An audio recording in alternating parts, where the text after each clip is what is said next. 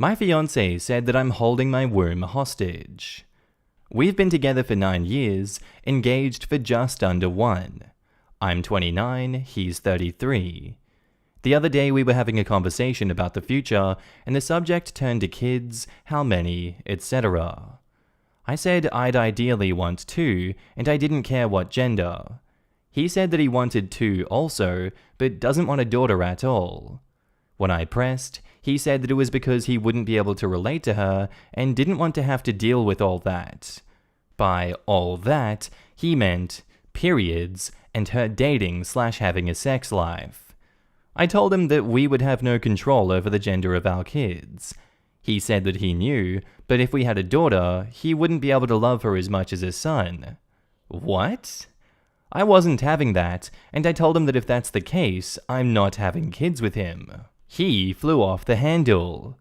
He literally started yelling, saying that I was holding my womb hostage, and once we are married, I wouldn't get a say in whether or not we have kids, that it's his right to have them if he wants. I'm not sure if that's how he meant it, but I think he was implying that he would forcefully impregnate me. It was so hateful. I left, quickly packing while he yelled at me. He followed me out to my car screaming, "That's right, run away!" over and over. I've been staying with a friend for 2 days, and I haven't told her why I'm not home with him. I don't even know how to begin unpacking the vitriol that he spewed. He had never been so blatantly misogynistic. I don't think I even want to marry him anymore, but then I'd have wasted 9 years of my life for nothing.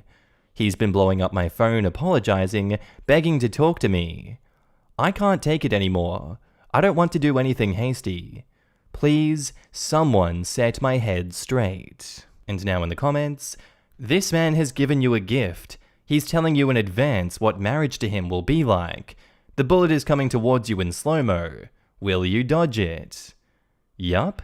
It's not often that an abuser says to you directly, "I will assault you and abuse our kids that I forced you to have." I agree.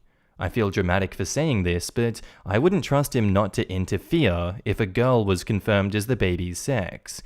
His level of hatred for a female fetus is off the charts. Totally not normal, and is quite worrying. I wouldn't feel safe after that threatening outburst, and would never stay with him, let alone have children with him. Do not fall for the sunk cost fallacy. You didn't lose 9 years, you were gaining back the rest of your life, free from a raging misogynist. She'll be putting 9 years behind her, not wasting it. If she marries him, the rest of her life will be like this. That sounds like a waste to me. OP replies, "This sounds stupid, but I feel dread at dating and starting over. I'm too old. I was at your same age when I tried online dating again and met my now husband. We're now expecting our first child. You are not too old." Of course you feel that way. You grew up with this guy.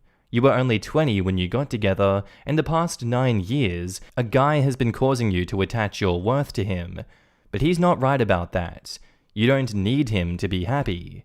Just like you know in your heart that you don't need to have only boy children to be happy, it sounds like your heart knows that this is the last straw.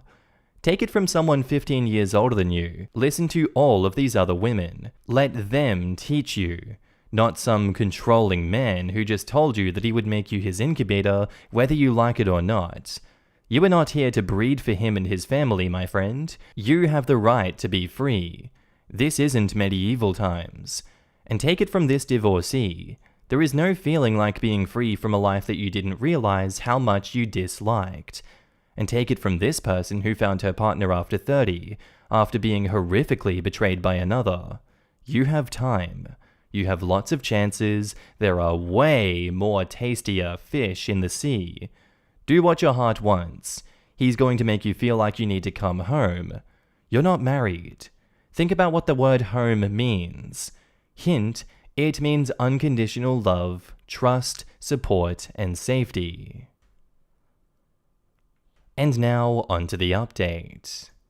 Hi everyone, I just thought that I'd do an actual update to what happened.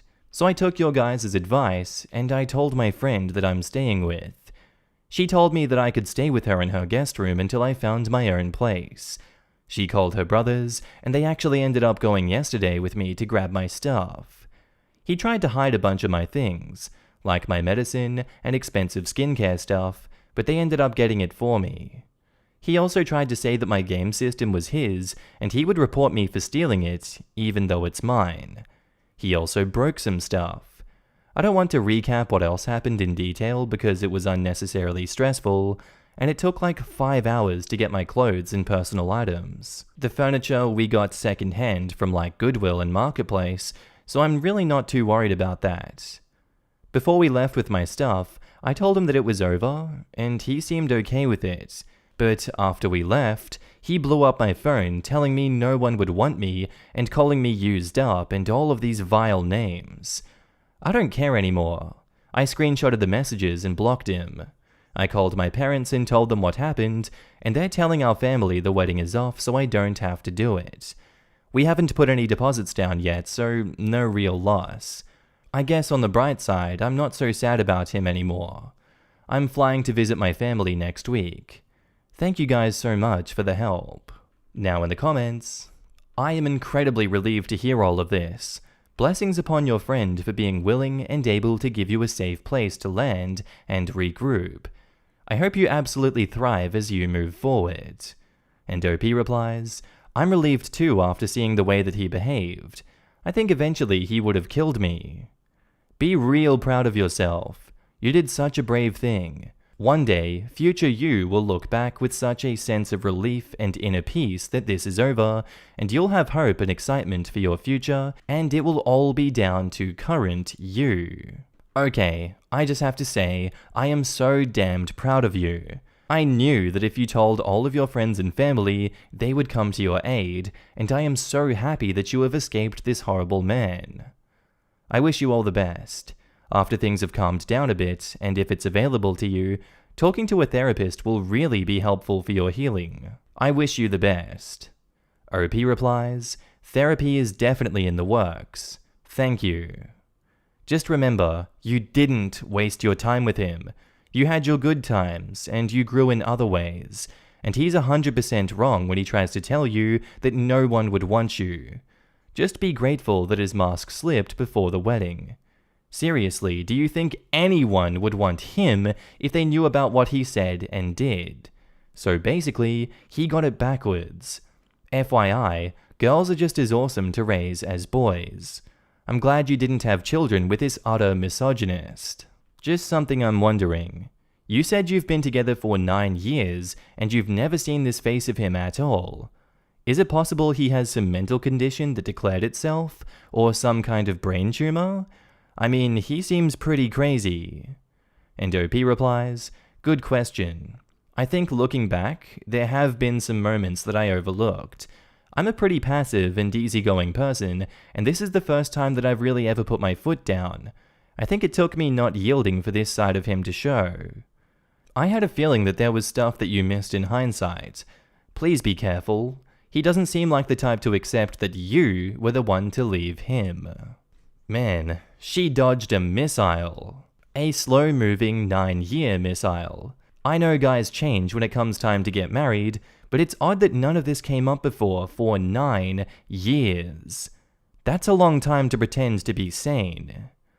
Oh, he had never been so blatantly misogynistic. That, and the fact that she thinks she's too old to date and start over, makes me think that this guy's been an asshole for a while. I'm glad she realized before she legally tied herself to him. Good call. It was a slow boil, and unfortunately, it has infected her mind. All of those insecurities he planted will take a bit to get out. A person's womb belongs to no one but them. The idea that a spouse can control impregnation disgusts me. She dodged a giant bullet, and I'm so glad that she got away. Dude sounds like he'd watch OP accidentally fall down a flight of stairs if she became pregnant with a girl. Alternatively, pressured into abortion or abortions until the coin flip of the child's sex was to his liking. Another consideration would be that even if he ends up with 2 sons, how would he react if either son were to exhibit what he perceived as feminine behavior or turn out to be a transgender daughter? If his preference for only sons is that strong, the now former fiance's reaction would likely be very extreme, and in that case, I would fear for the life of his son/daughter and OP, who he may blame for his son's feminine behavior and/or his daughter being transgender. Ultimately, a large part of parenting is to love your child regardless of their personal choices, outside of extreme crimes and similar acts that would serve as an exception, and the former fiancé has shown that he is not capable of that. Unfortunately, whatever danger OP faced is now just shifted to whoever the former fiancé can convince to marry him next. Am I the asshole for telling my mother that my husband is not her replacement son? My parents have 2 kids, me, female 26, and my brother Dan, male 34. Now, Dan had a rough time growing up, and frankly, my parents failed him. As a teenager, he struggled with severe addiction and mental illness, and they did almost nothing to help him. By the time he was done with college, he had completely cut off my parents. To this day, Dan and my parents are still estranged. I, on the other hand, still speak to my brother regularly. My parents, especially my mom, take every chance they can get to mourn the loss of their son and act as though my brother wronged them by leaving. Dan has told me that he wouldn't mind reconnecting with them, but only if they reach out and apologize first. I've encouraged my parents to do this, but they insist that he betrayed them. I got married early last year to my husband Jeff. We have a happy marriage, and he's adored by all of my friends and family, but I feel like my parents have been crossing some boundaries. For example, whenever we've gone to visit them, they insist that he sleep in Dan's room, saying that their son, my husband, has come home and should sleep in his rightful bedroom. Before the pandemic, my dad would take Jeff out to sporting events and introduce him as his only son.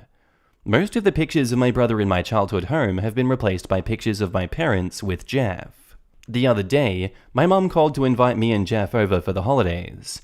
I told her I wasn't comfortable traveling during a COVID spike. She was irritated, but dropped it.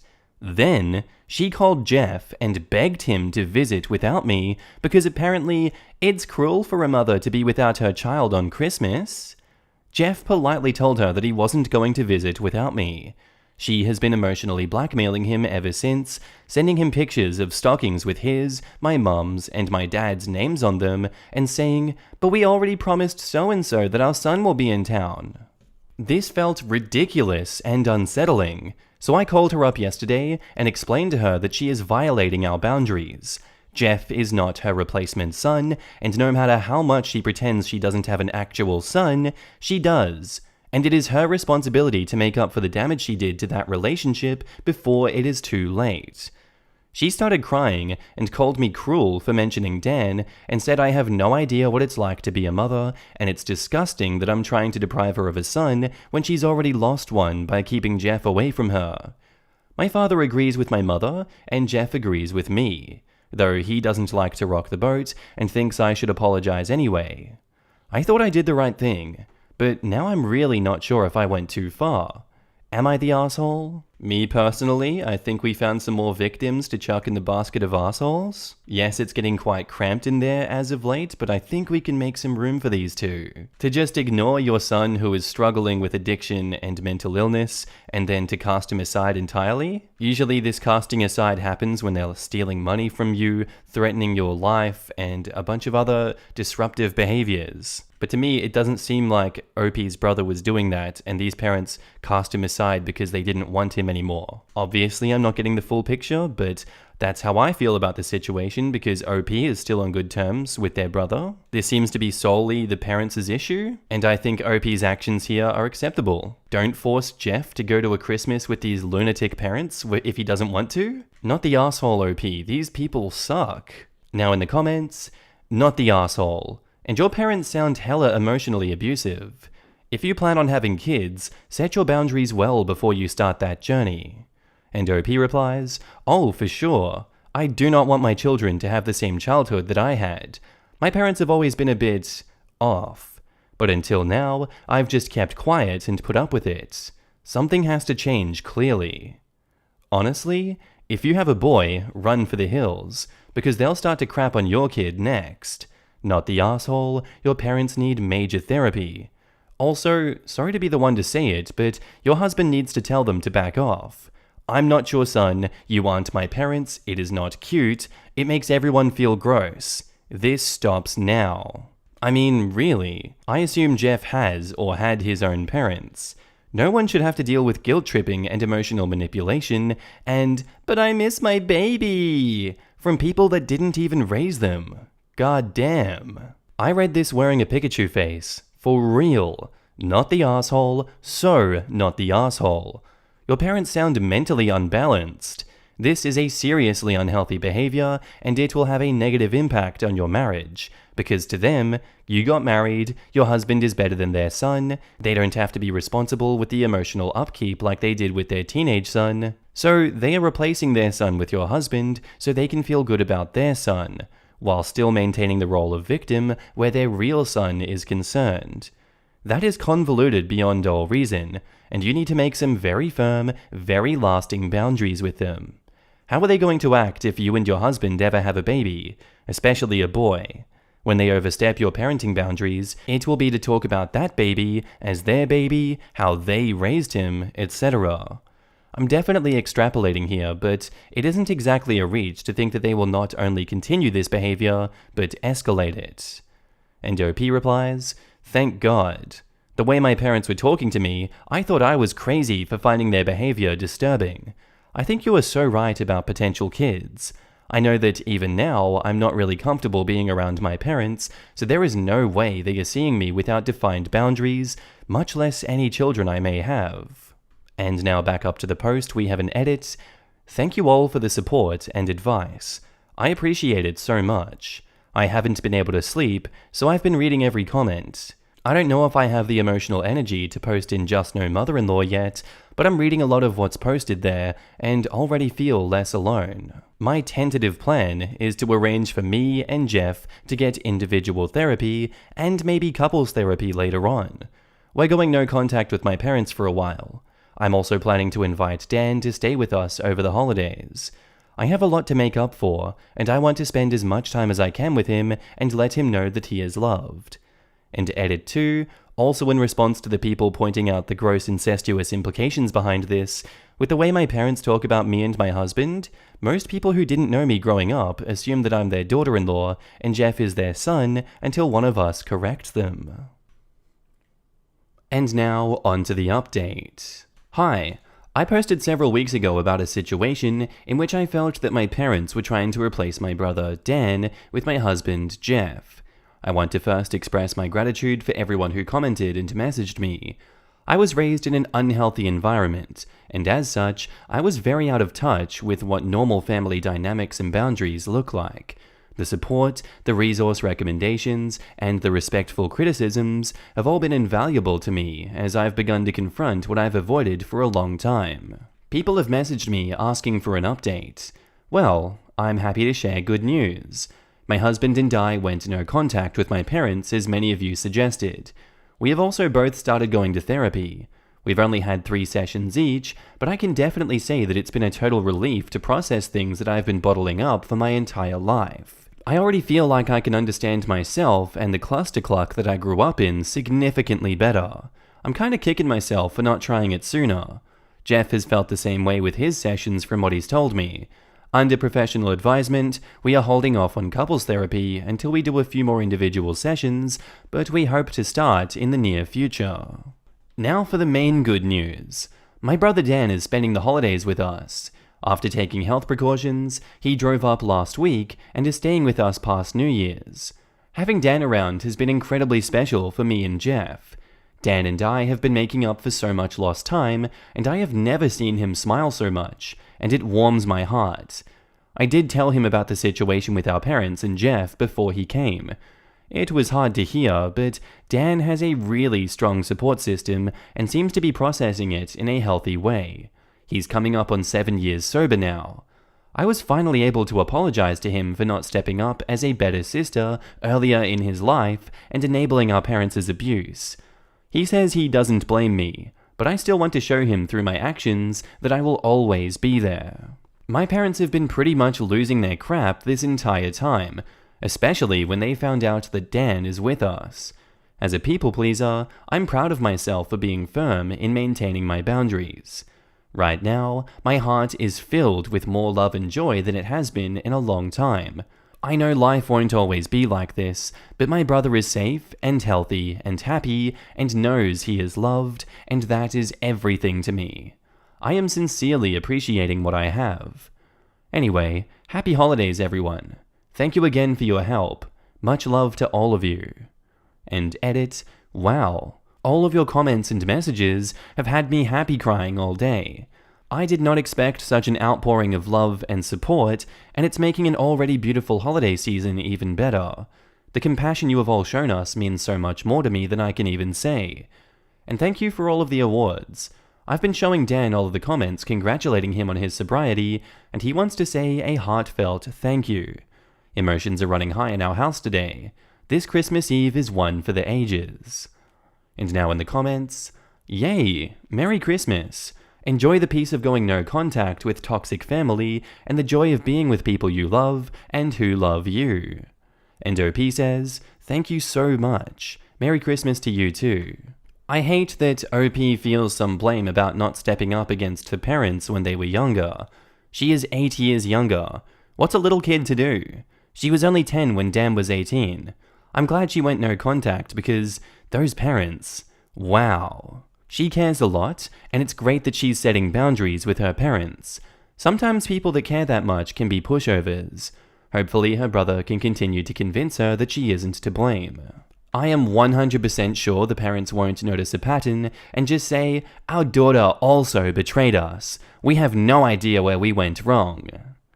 I'm currently no contact with my parents. My sister was for a while, and my brother barely speaks to them. My mother blames therapists for turning us against her, refuses to self-reflect on her own behaviors. When 3 different therapists turn 3 different children against you, maybe it's not the therapists. But of course, that would mean self-reflection, and that is intolerable for certain types. Our next post is titled, My son is a misogynist. Please help. So my son, 16, had some friends over on Saturday night, and they were in the living room. I was in the kitchen. The door was open. We've lived in this house our whole life, and he knew that I could hear this conversation. He and his friends were having a conversation, and to summarize, a friend complained that he'd been on a date with a girl, he paid for her food, and they went somewhere in his car, and they started to have sex, but she changed her mind halfway through. I heard what at first I thought was a friend my son wouldn't be seeing anymore say, nah, you shouldn't have stopped. By the time you're in her, the pussy pass has expired. And I turned to see who it was. The TV was on, and it also just never would have occurred to me that this were my son.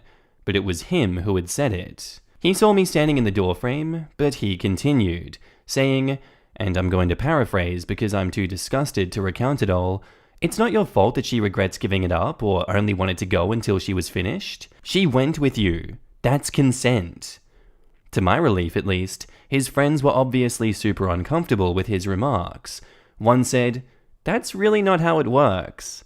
And the one who had had the date said, I mean, I was mad, and I'm still mad, but if I hadn't stopped, that would have been assault, dude.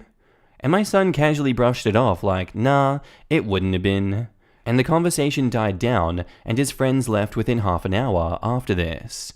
So I kind of organized my thoughts, and I read some articles online, and I searched the past for how I went so horribly wrong. I'm amicably divorced from his mother, and have partial custody on weekends, and I called her to let her know what I heard. She was stunned. Yesterday, I sat him down and basically said, I overheard you with your friends last night. I know there's a lot of pressure at this age to impress your friends, but that was not the way to go about it. Do you believe any of those things you were saying? And he was totally unfazed and said, yeah, of course. I was unprepared for that.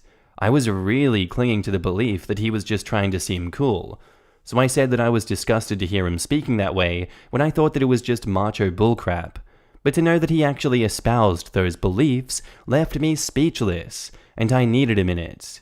Whether it was 30 seconds or 5 minutes, I don't know, but finally I said, what if someone talked about your mother that way, or treated her that way? And he said, again, paraphrasing, She wouldn't do something so trampy. I was out of things to say at that point, and just kept repeating the same things I'd been telling him since he was 12, that he needs to respect women and that consent is not optional. He went back to his mum's house that night, but she has no idea what to do either. She can't believe it. Neither of us are like on the front lines of feminism or anything, but we've always had frank and open discussions about proper sexual conduct and general social. You don't mistreat someone because of their race, gender, creed, etc. Human is human. I may be rambling at this point or ranting, I don't know, but my ex is at a loss and so am I. Any advice is welcome. And now in the comments, significant further investigation is needed here in my opinion. I'm not sure what's going on, but if this situation is as you described, there is a huge missing piece of this puzzle. If your son is expressing opinions about something that serious, which are that wildly out of step with what you have taught, his mum has taught, and his friends are expressing, he's getting it from somewhere. His online habits would all be subject to intense scrutiny for me, for sure. I would also be looking into professional help. His attitude isn't just gross, it is dangerous to him. He's in danger of getting into a situation where he will violate the law and be prosecuted for it, to say nothing of the damage he might cause to another person. These things just don't come out of nowhere. Someone is feeding this attitude. You gotta figure out where it's coming from and shut that crap down. Your son's reaction to your reaction will probably be something along the lines of, "Oh my god, why are you overreacting? I was just joking or whatever. Stop making such a big deal." And I'd say once your kid has said that, I don't know, 100 times, you'll have made your point sufficiently. Not before then. You'll have to drive this one home. You also need to be sure to enlist allies to drive this point home. People who are not you, who a 16-year-old might actually be able to listen to and hear because it's not coming from a parent. I would start by explaining that his beliefs are out of line with the law and go from there. I think it's important that you address his beliefs and help him understand that women are people who are entitled to bodily autonomy and basic respect. But your most immediate problem is the risk that he will hurt someone and get arrested. Step 1 is communicating to him that he cannot, under any circumstances, act on these beliefs. Step 2 is communicating that his beliefs are wrong. Do some Googling, specific to your state, and provide him with actual law or similar cases. Also, do not allow him to date or be alone with girls until these beliefs are really addressed. I agree. At this point, it doesn't seem like OP will get through to him from a doing the right thing perspective. This kid needs to understand that he will be in jail if he tries this. And now, on to the update. So the commenters on my previous post were absolutely correct. He had been viewing 4chan on a friend's device at school and other material on some school computers. We were close to figuring out that for ourselves when the parents of one of his friends who'd been over that night called because their son had expressed concern to them about my son. They pressed their son for more information, and it came out that some of his friends had been screwing around on 4chan with the mindset of, "Look how ridiculous this is, haha, wow." From what I can tell, my son didn't realize his friends weren't in agreement with it, and by the time he did realize, he had already drunk the Kool-Aid. We're about to enter into a counseling program, and a college buddy who is now a detective is arranging for my son to sit on a parole introduction as a sort of scared straight thing. He said they go over in excruciating detail all the things you can't do even after you've been released from prison for a sex crime, and that my son will be able to look around and see the kind of people who commit sex crimes aren't a group of manly men to align yourself with. Fortunately, and also unfortunately, his really great group of friends are also distancing themselves from him in light of the things that he said. I think the ones expressing concern to his parents also set something in motion where most of, if not all of them, were warned by their parents to stop their relationships with my son, and if that's the case, I don't blame them at all. From what I understand, he had never been so blatant about these views before, so at least it's not too late on that front. Thanks so much for everyone's helpful comments and thoughtful DMs, it is much appreciated. And edit, comments are locked, but thanks so much for the replies. To those astutely wondering how he would access 4chan on school, blame my poor wording. He accessed 4chan on a friend's device at school, but the device belonged to the friend. Other materials he accessed at school were tamer, but still feeding this mindset. For example, men's rights groups that were actually just incels operating under the cloak of activism. And now in the comments, I am so sorry that you're going through this, and I don't doubt the road ahead will be challenging, but you sound like a very understanding and caring parent, and you seem to have caught it relatively early. So I have hope that counseling will help untangle the radicalization that he has been subject to, which is what it is, basically. I, personally, found it very heartening that his friendship group did not let it slide. It would have been easy for a group of teenage boys to let it play off as a joke due to social pressure or awkwardness. And I'm also impressed that one of the parents got in contact with you rather than just distancing their family or not talking due to fear of confrontation or something. It sounds like you have a great community around you. That level of maturity and compassion will hopefully help him be reaccepted when he is better. I too found it heartening that his peers didn't join in but found it problematic. And I hope for your son's sake that he didn't go too far and can repair those relationships. Maybe that's something you can help him work on. Those types of friends, the ones who encourage you to be better, are good ones to have around. The saddest part is, he knew his father could hear him. He probably thought his father would be proud of how manly he is. It's absolutely terrifying how a person can get brainwashed by sticking with the wrong crowd.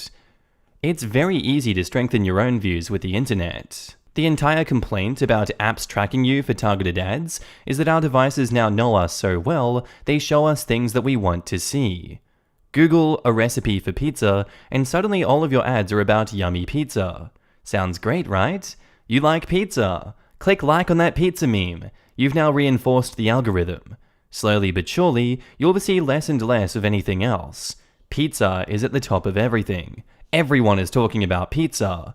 Obviously, your opinion is right because that's all you see. I know someone who almost red-pilled. Sounds like his was an earlier state than this case. He came from a loving family, was a very quiet kid, and had a hard time making friends in college. He fell in with whoever was convenient. He developed social anxiety at some point.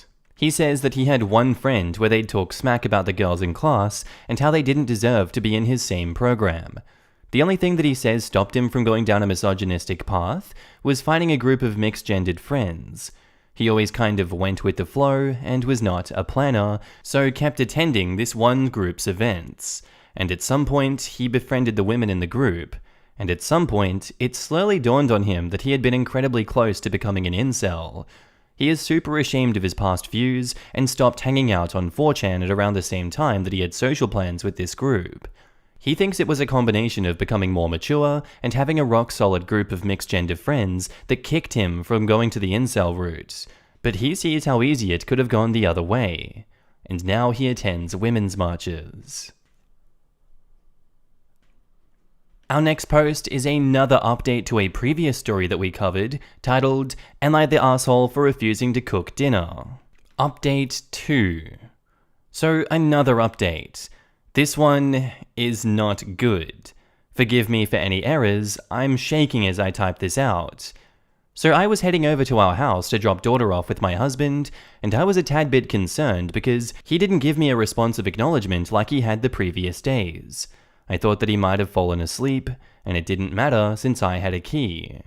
When I got there, John was just sitting on the couch, and it took a tiny bit of coaxing to get him to tell me that he couldn't really move his left arm/leg. I started to freak out because I thought he was having a stroke, but he calmed me down and asked me to drive him to the hospital just in case. I will spare you all of the details of waiting in the ER with a fussy daughter, but as it turns out, John has a tumor in his frontal lobe. Yeah. The doctor said that it would account for the weakness and for any changes in personality that might have been present.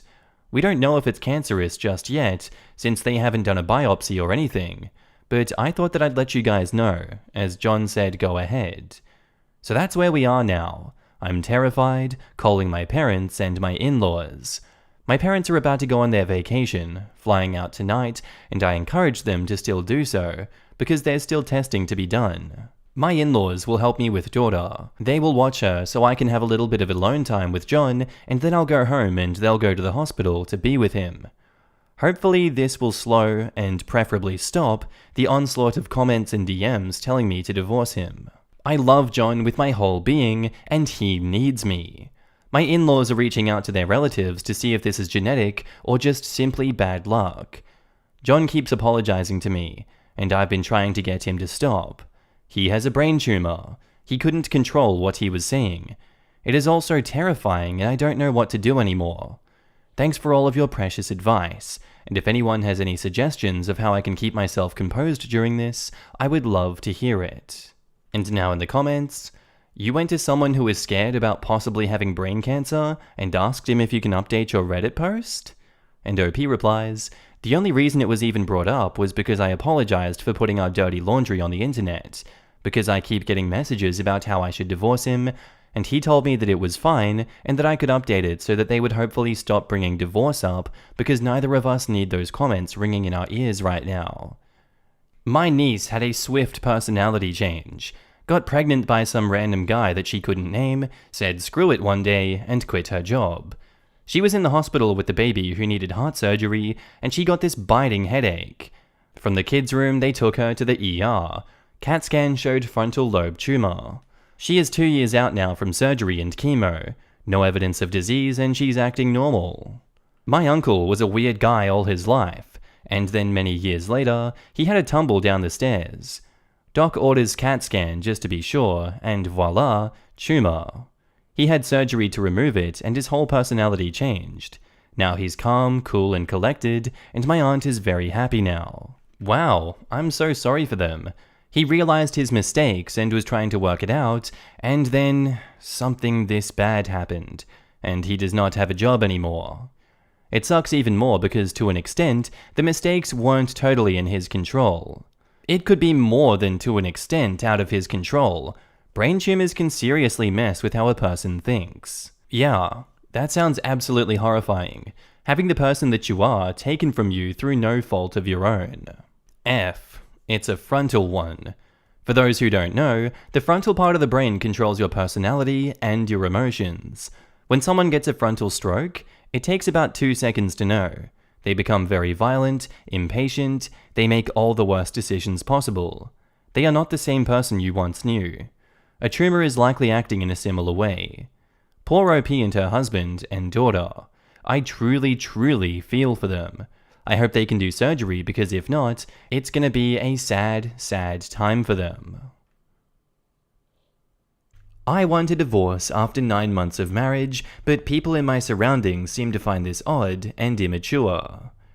Now, I don't know if ages are required or relevant here, but I'm 29, husband is 29, his colleague is 36, and her husband is 34. My husband and I have been together for 4 years. I love him very much. Even now that I want a divorce, I still love him. I found out about 3 months ago about his colleague when I visited his office and she was there. Apparently they've been working together for 5 years and they are very good friends, yet I never heard about her until I saw her. Something didn't feel right at all. And now I was paying more attention to his texting habits, and yes, he does text her almost every evening and a few times a day in the weekends, or when he's working from home or on vacation. I asked him why I had never heard about this good friend of his, and he said that we rarely talked about work since I never understood his field. I hate playing games, so I told him that it was still odd that I'd never heard about someone who he's in daily contact with. He gave me his phone and said that they haven't been in daily contact constantly, but it came in waves when she's been having trouble at home. I read their conversations, and it's a lot of joking around, calling each other cute names, her complaining about her sex life, jokingly, her asking intimate questions about me, her asking if I threw a good birthday party for him. His birthday was on June 14th. This text stuck out with me because he was texting her at the party, and she answered, "You must be bored at your own party, or you wouldn't be texting me instead of being with her." Me. I told him that I didn't find this back and forth texting appropriate, and I considered it flirting. He was taken aback, but said that he would stop if it bothered me so much. A month later, it has started gradually again, and I showed him that I wasn't happy about it. This time he came home with her to let her reassure me that nothing is happening between them. She was very ironic and disrespectful, according to me. That's her sense of humor, according to him. She was smirking and basically telling me that if I had low self-esteem and felt threatened by their friendship, it wasn't her fault. When she left, I told my husband that I never wanted to see or hear anything from or about her anymore, and that if he would rather have her as a friend than me as a wife, that he should just say so. They stopped texting. We had a 3-week vacation, and we spent it in Santorini. She probably texted 2 to 3 times a day. He answered her at the end of the day when I was in the shower or something. When I asked him why, he said she had marriage problems. I asked him if he was a marriage counselor on top of his career, and he just laughed it off. When we came back home from Santorini, we still had 1 week of vacation left. We went for a dinner and a movie, and she probably knew because she was at the same restaurant later. We exchanged hellos, and she asked if we wanted to join them. I said yes. She was very pleasant and asked about our vacation, touching my husband in a very friendly way. I then asked how it was with them because I've heard from my husband that they were having marriage problems. All 3 froze. Her husband then asked, "What? Who said that?" And I answered that it was my husband who told me. My husband tried to explain with some dumb excuses, and I said, "But you showed me the texts that she sent every day about her having problems, but that I was sorry if I got the wrong idea." She looked very angrily at my husband. When we got home, he told me that I was out of line. I had enough by then. I asked him if they had slept together, and he said only once before he even met me. I told him that I wanted a divorce because I'm thinking that they are having an affair, at least an emotional one. He denied it and called me silly for wanting a divorce over texts with a friend. Now I've been thinking about it for 2 weeks, and I am adamant about my decision. I want a divorce. We are not fighting, but I asked him to move out to the living room, and I have refused intimacy and any type of physical connection.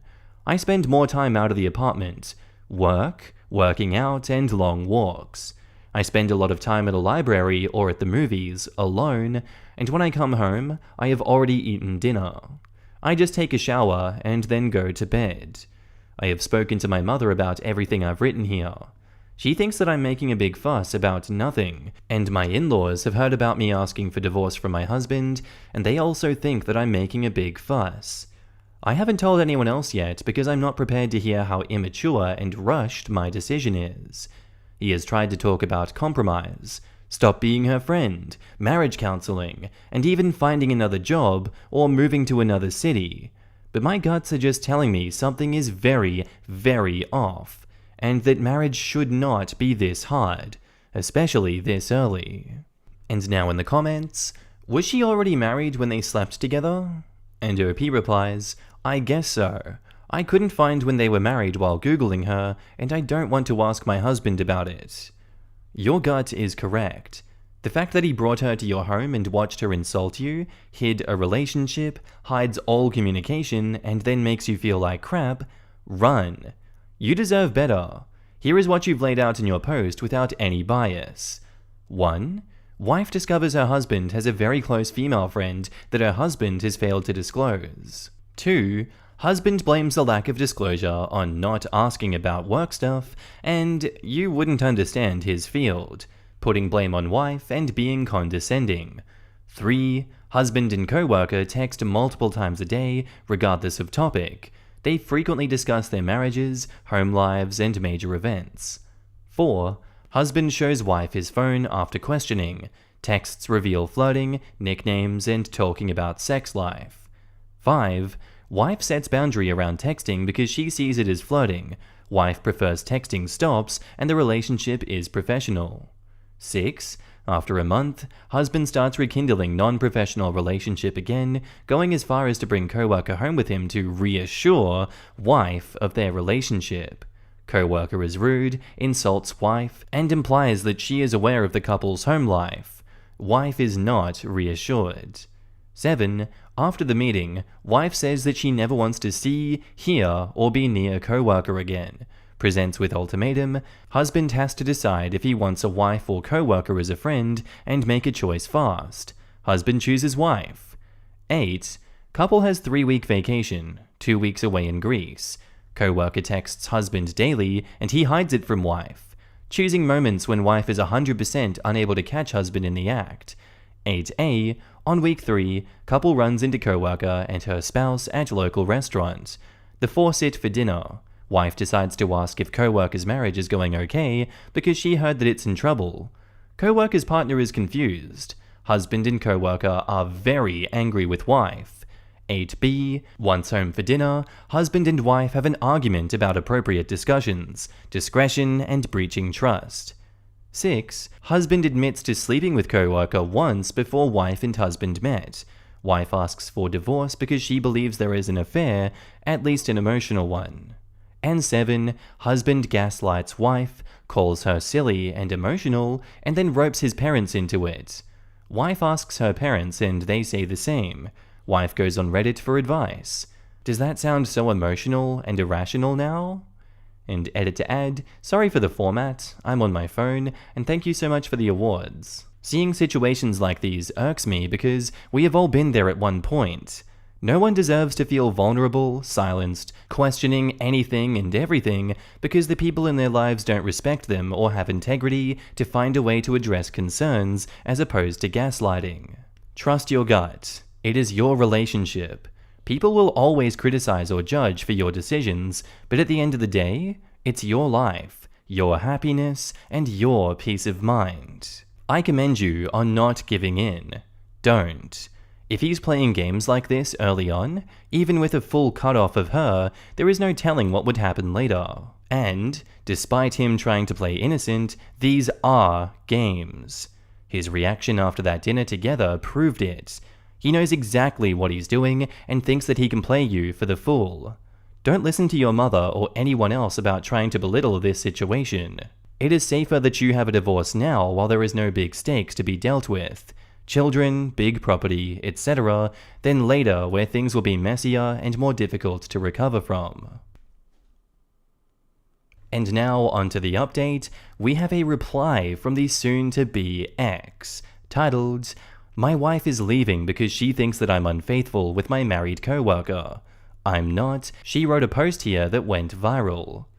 And now she got all the reassurance she needed to believe that she is doing the right thing. She is the kindest, gentlest, funniest, and most beautiful girl that I have ever met. And I am all hers. I love her, and I have never loved anyone like her. I am hers, mind, body, heart, and soul. Everyone who knows us is shocked. Everyone who has seen us together and been around us is saying that she has lost her marbles. Yet she trusted internet strangers to tell her that I am bad news." And now in the comments, "Are you the dude who brought home the bitchy married co-worker to gaslight your wife? The one who continued to text the co-worker even after she told you that it was making her uncomfortable? The guy who slept with this married co-worker before your wife met you? Yeah, dude, that's a crap ton of nope from me." And soon-to-be ex replies, "That was so stupid, and I apologized. Being stupid and being a cheater are not the same." Honestly, man, if you're not actually physically cheating, you're 100% emotionally cheating. They reply, "What does emotionally cheating mean? I have no feelings for my co-worker, not even before I met my wife. She didn't tell me that she was married, and we had sex on my first day of work. I was 24. No feelings for my co-worker? We had sex on my first day at work. Pick one. Sounds like you felt something, even if it was just little you calling the shots. I was explaining why I did a married woman. I didn't know that she was married. You can do people without having any feelings towards them. Quote, I love her, and I've never loved anyone like her. But you didn't love her enough to respect her boundaries that you not text your co-worker anymore. She said that you offered to move jobs or even move cities. You were only offering that because she said that she is leaving you. Why is it men only understand women when the consequences of their behavior come back around and smack them in the face? You've made your bed, now you know what you must do." And they reply, "I wasn't thinking in terms of boundaries, and I'm sorry for that. I just know my own feelings, and I thought my wife had no reason to doubt my love or worry about anyone else. She's all I think of. I thought she knew this. Quote, I then asked how it was with them because I've heard from my husband that they were having marriage problems. All three froze. Her husband asked what, who said that, and I answered that it was my husband who told me. Hey OP, what was all this about? And OP replies, I was surprised that my wife would discuss someone else's private business in the first time she met them.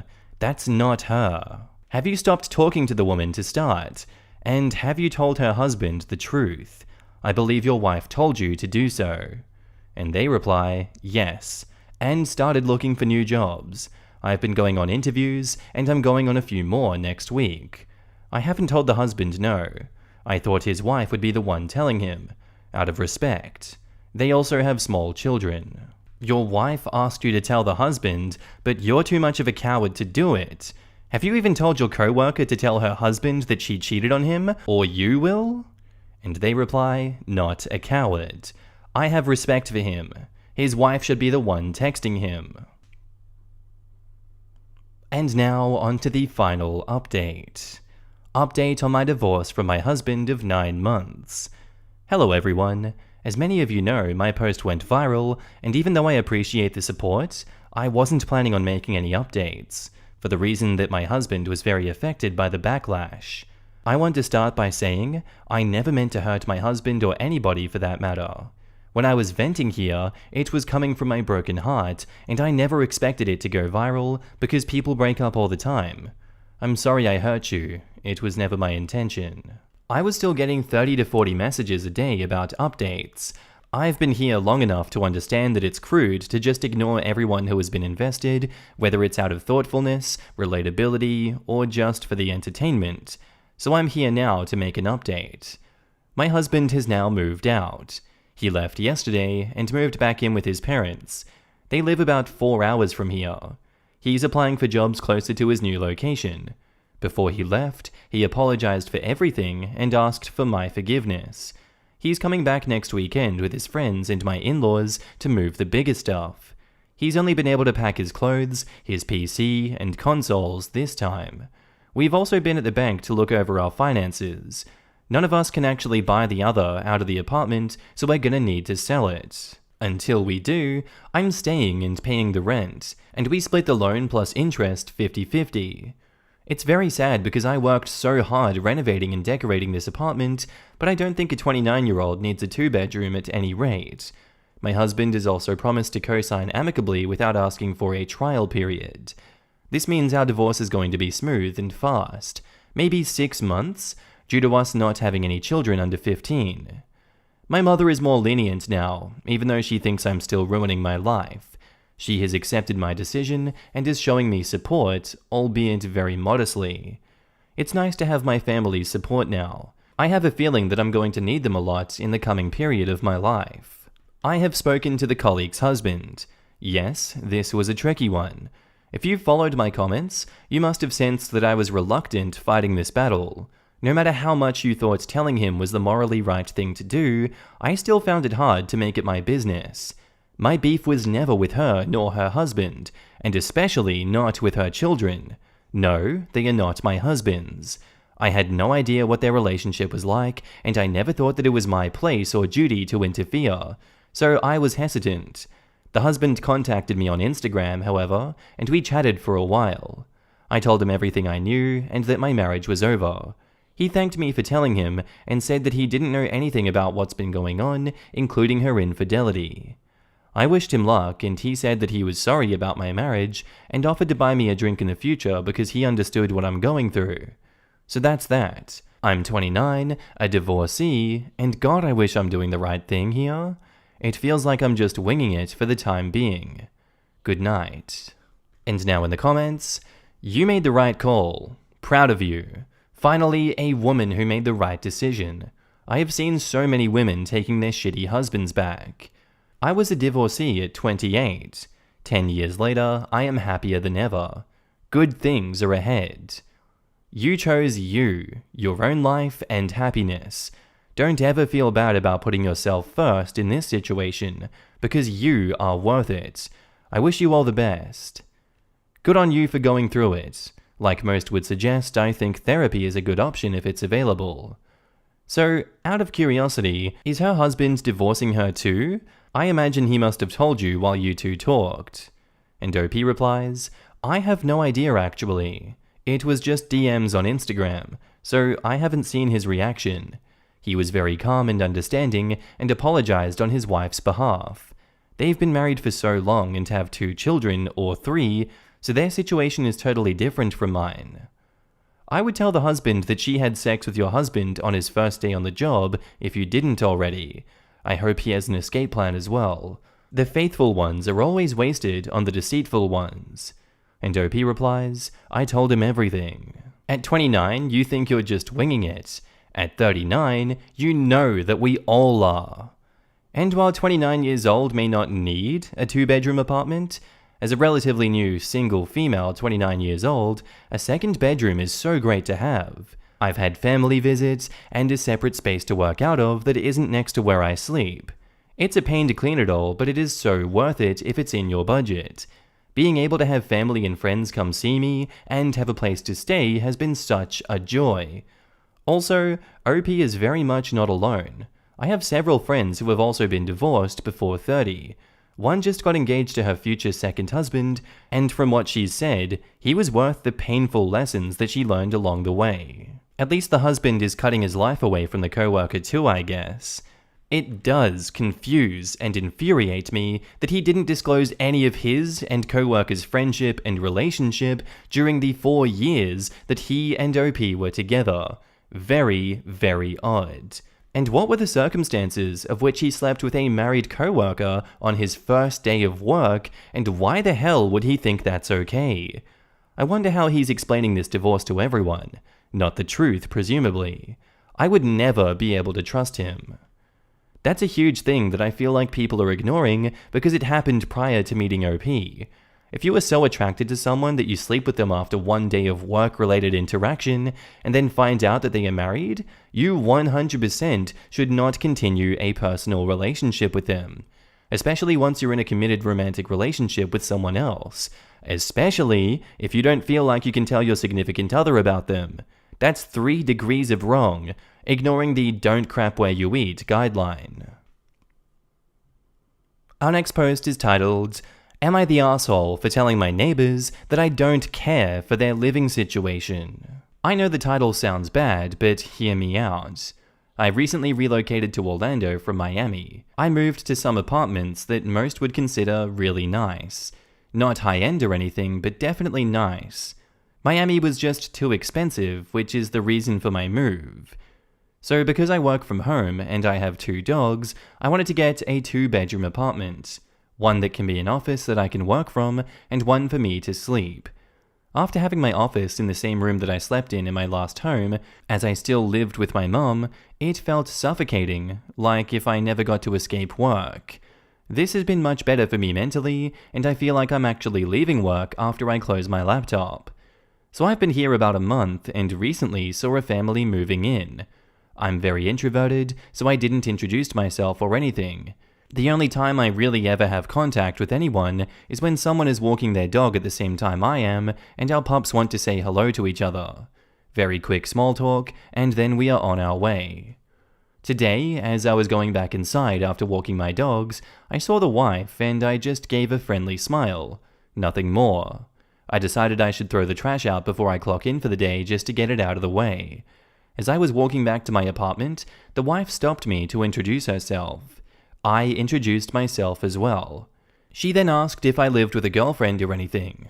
I told her no, it's just me and the pups. She gave me a strange look that I can only describe as annoyed. She asked if my apartment had 2 bedrooms. I told her yes, that there are 2 bedrooms. She asked me why I wanted 2 bedrooms when I live alone, and I explained to her the office/sleeping thing that I mentioned above. Now, this is the part where I may be the asshole. She said that it was really inconsiderate and rude to bigger families to take up a 2-bedroom apartment by myself, that her family of 4, husband, wife, 2 kids, have to share a 1-bedroom because people like me decide to steal the 2-bedroom apartments. I said that it sucks that you feel that way, but there is nothing that I can do. She said I should trade apartments with her. I thought she was joking, so I just started laughing. Not a nervous laugh or anything like that, I just genuinely found her suggestion hilarious. I then said that her living situation doesn't concern me, and if she wanted a 2-bedroom apartment, she should have looked harder. She said she was going to report me to the building, and I said that she should include her report to DeSantis, the Florida governor, while she's at it. I went inside and left her there screaming like a crazy person. Am I the asshole? And now in the comments, I think laughter was the appropriate reaction. Next time, just ignore her and her family completely.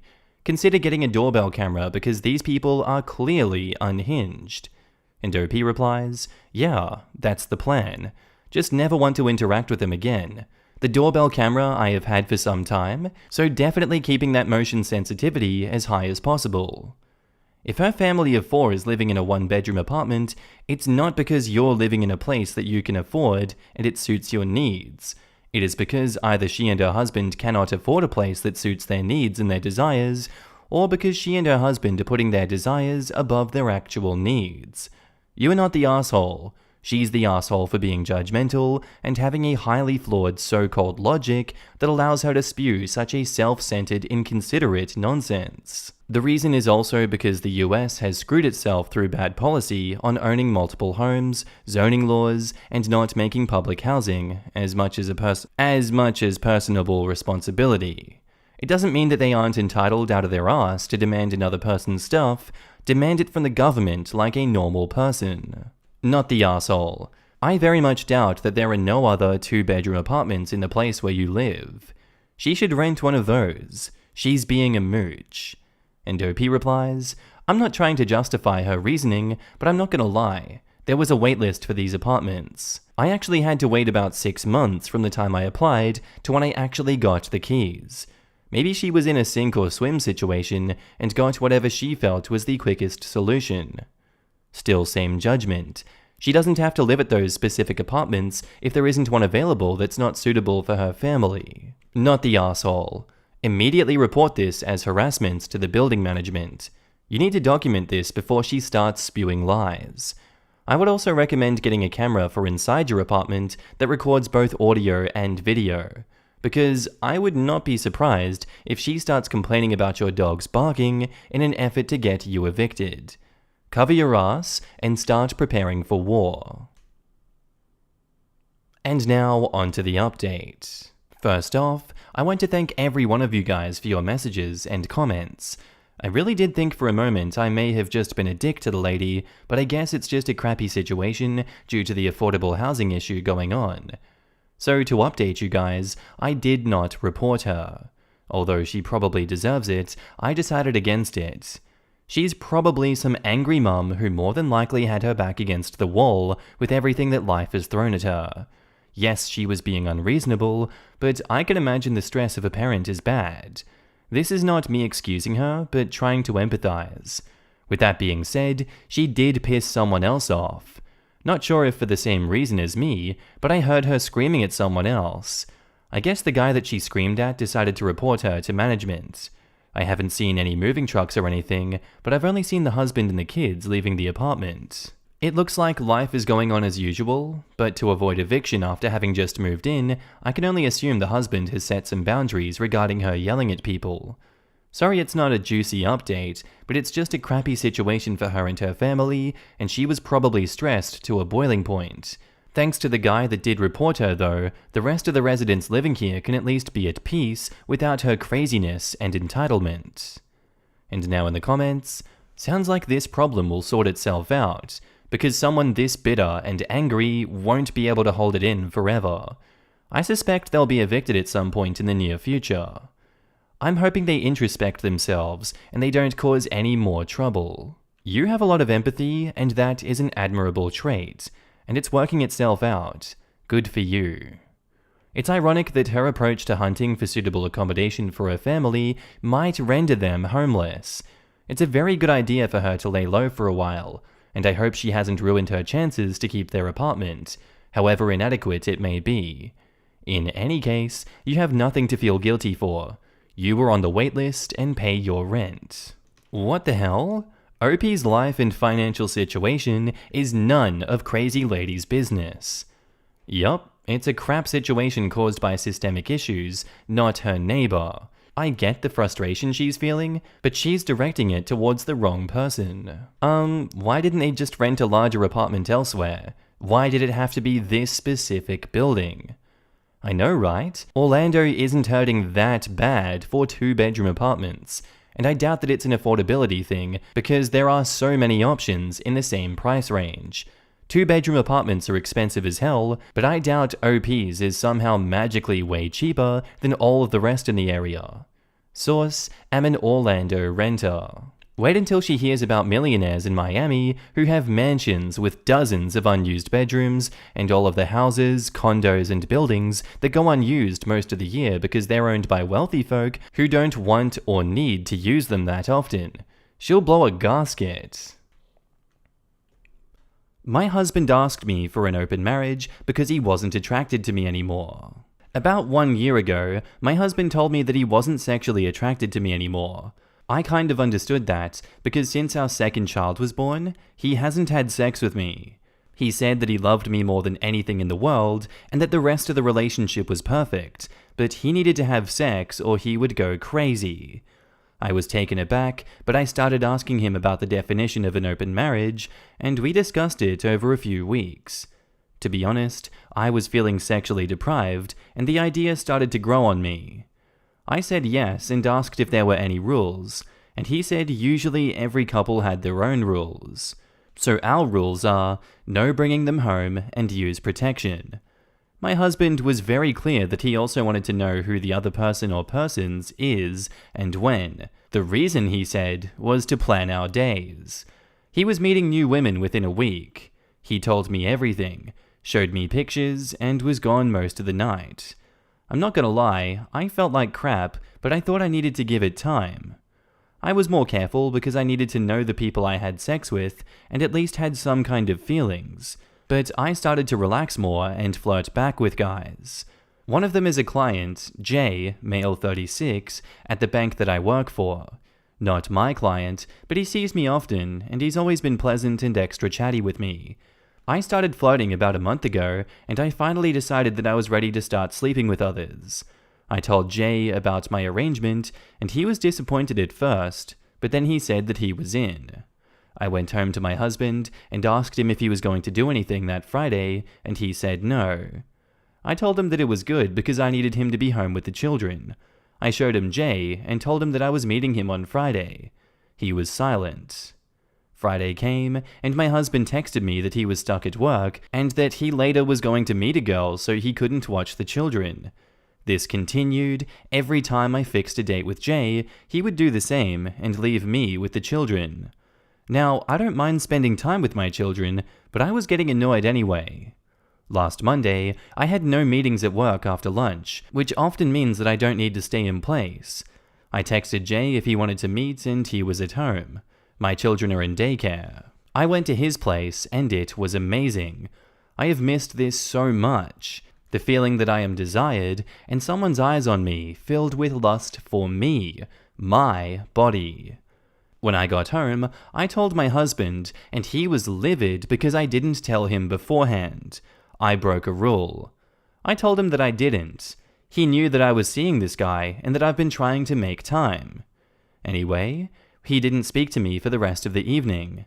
He woke me up in the middle of the night with gentle kisses and touches, and we had sex 3 times. The first in almost 5 years. And we have had sex every night since. Now he's saying that he's attracted to me again, and that's why we need to close the marriage again. But I don't want to. I like having other options, and we're not hurting anyone. I hope you help me, and not be so judgmental of me. I've been lurking here, and I see that many have open marriages and get help without judgment. I hope this goes for my post as well. And now in the comments, I've read this story so many times. Husband suggests open marriage to get a free pass to screw around. At the end, wife finds out that she likes the arrangement. Husband is furious. I don't know if I should laugh or cry. How many partners did your husband have? Tell him that you'll close your marriage after you catch up to your husband's partners. And OP replies, maybe 7.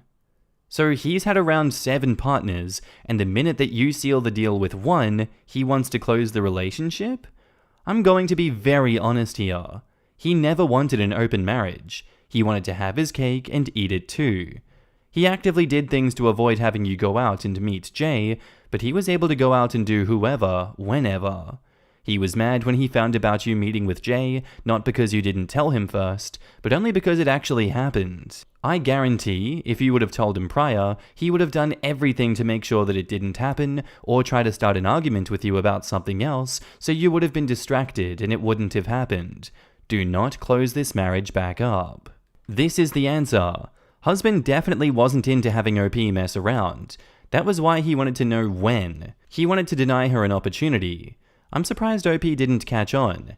He wanted to have sex, but not in the marriage. OP, keep on living your life. You woke your husband up to the fact that other men find you attractive. So you were good enough before the baby, but not after?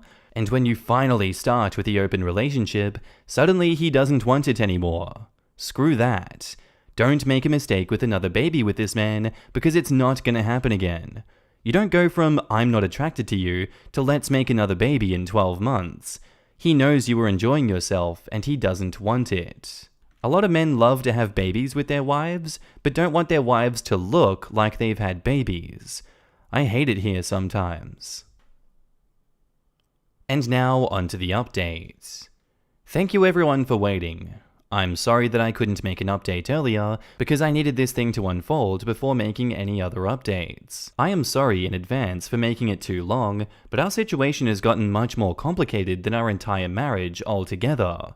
We have never had problems before, more than the usual couple's arguments, but I understand now that it's because I'm just an agreeable and gullible person, because the first time I'm making the teeniest tiny resistance, our life has literally turned upside down. I have already wrote that we never had sex for years, due to lack of attraction from his part, which led to him suggesting that we opened the marriage. When I found Jay, however, my husband was suddenly attracted to me. We have been having sex regularly, and I loved it because I love my husband, and it was just wonderful feeling desired by him again, even though deep down I knew that he wasn't attracted to me as much as he was panicking that I'm starting to sleep with others. I was right. Last Tuesday, I was supposed to meet Jay again. So on Monday evening, as per our agreement, I told my husband about it. He was so surprised, and he said, "Why do you want to meet him when I've screwed you every night for the past week?" I just looked at him and told him that I didn't understand what he meant. We had an open marriage, and I have been very clear that I didn't want to close it again. I felt happy and content for the first time in years, and he's been sleeping with others for a year without any problems. Why now? Well, he told me that he hadn't been with anyone in almost 2 weeks because he thought that I was enough, so he didn't understand why he wasn't enough for me. I asked him why the sudden interest in me and my body. He has never been so interested before and never so passionate and attentive. Not even when I was 10 years younger and more beautiful. He just said that he always found me beautiful, and he didn't know why he's more attracted now. I told him that I knew why. Because suddenly, you couldn't picture someone else with your wife, and suddenly, I was more than a wife and a mother in your eyes. I was a sexual being. He tried to deny it, but I didn't budge. I told him that he wasn't seeing other women because he's too busy trying to keep me at bay. The moment I was under his control again, he would lose interest and start seeing other women. Hopefully when I'm pregnant, because in your mind, I would be less appealing to men. He was so angry about this, and he told me that it was all in my head. He threw his dinner plate across the room and left. He then spent the night outside. The next day, when he was calmer, I told him that I didn't want to close our marriage. I loved him very much, but I was miserable without sex. I believed it in my heart that we, the both of us, could have the cake and eat it too. We could have our beautiful life with our children and careers, families and friends, our hobbies, our trips and dinner dates, everything that we loved and cherished about each other, and active sex lives with like-minded people. I told him that he didn't seem to be as cool with my pics as I was all of these months with all the women that he showed me. Maybe I could be more discreet, so the men I met stayed faceless in his mind. Maybe it was easier. He didn't answer me. Or we could go our separate ways. To this, he was starting to get agitated again, so I asked him to calm down and listen. He couldn't just demolish my kitchen and walk away every time I said something that wasn't to his taste. I couldn't and wouldn't go back to how things were before opening our marriage, so he either wanted this or we get a divorce. I asked him to think about it. On Thursday, when he got back from work, I had already changed and was ready to go out. He didn't say anything. When I got home, he was crying and saying that he couldn't do this anymore. I told him that we only have one solution then, and it was divorce. He said that I was brutal. He said, "You're not the beautiful, kind woman I married anymore." He hasn't been home this weekend. He just called every night to say goodnight to the children. He has just texted me once, "Are you in love with Jay?" I replied, "No." "Is he better than me?" I replied, "No." "Are you going to start dating him if we divorce?" I did not answer. And now in the comments, what a damn fool. He could have just put more energy into this marriage instead of acting like a horn dog tool bag. And OP replies, "I will never understand this part. How he ignored me all these years, and now he's just willing to sleep with me every night. All because of jealousy? He doesn't see you as a person the same way he views himself. You are not his equal to him. You're a toy that he wanted to keep nice and safe and put on a shelf, dust off and show to company, but not play with anymore. And then someone else comes along and wants to play with his toy. He had an agreement that his toy could go play with anyone as long as he could play with the other toys, but toys sit on shelves. He never expected the toy to move, and he never expected anyone to want to come play with his toy because it's an older model, not personally his taste. He's into the new shiny toys and can't imagine anyone else being otherwise. But someone is interested in his toy. Suddenly he's afraid that it's going to be taken away. See, the toy had no agency in his mind. It's a toy. But this new kid? They might take it. He has to play with this toy now, and then the toy won't want to play with this new kid. He's known how much the old toy wanted to play with him all those years that it watched him play with the new toys from its perch on the shelf. Anyway, suddenly the toy starts to talk. What the heck? It's not supposed to be able to do that. It's a toy. The toy says they don't want to be put back in their display box on the shelf. They like being played with. Your husband then throws a hissy fit because his toy isn't letting him move it like he wants to anymore. Because you're not a toy. You're a person, and he is a narcissist. Also, this metaphor started getting weird, I'm sorry. Good lord, what a train wreck. Listen, what I really meant by open marriage is that I would be screwing around while you stayed to cook and take care of the kids. Sheesh. Well, he made his bed and she's not going to be sleeping in it. She was very patient with him as well. Wow, I would have kicked his lame ass to the curb years ago. This lady's brutal. Check out her comments. You want an open marriage with your husband but closed with anyone else? Okay, get it. The forcing your husband on keeping open marriage or divorce is your grudge for opening the marriage in the first place. It's vengeance. Or the relationship and the love for the father of your children is long gone and you just want to hurt him. Either way, think of why you are doing this. Whatever you do, get counseling. Also, your kids are the most important.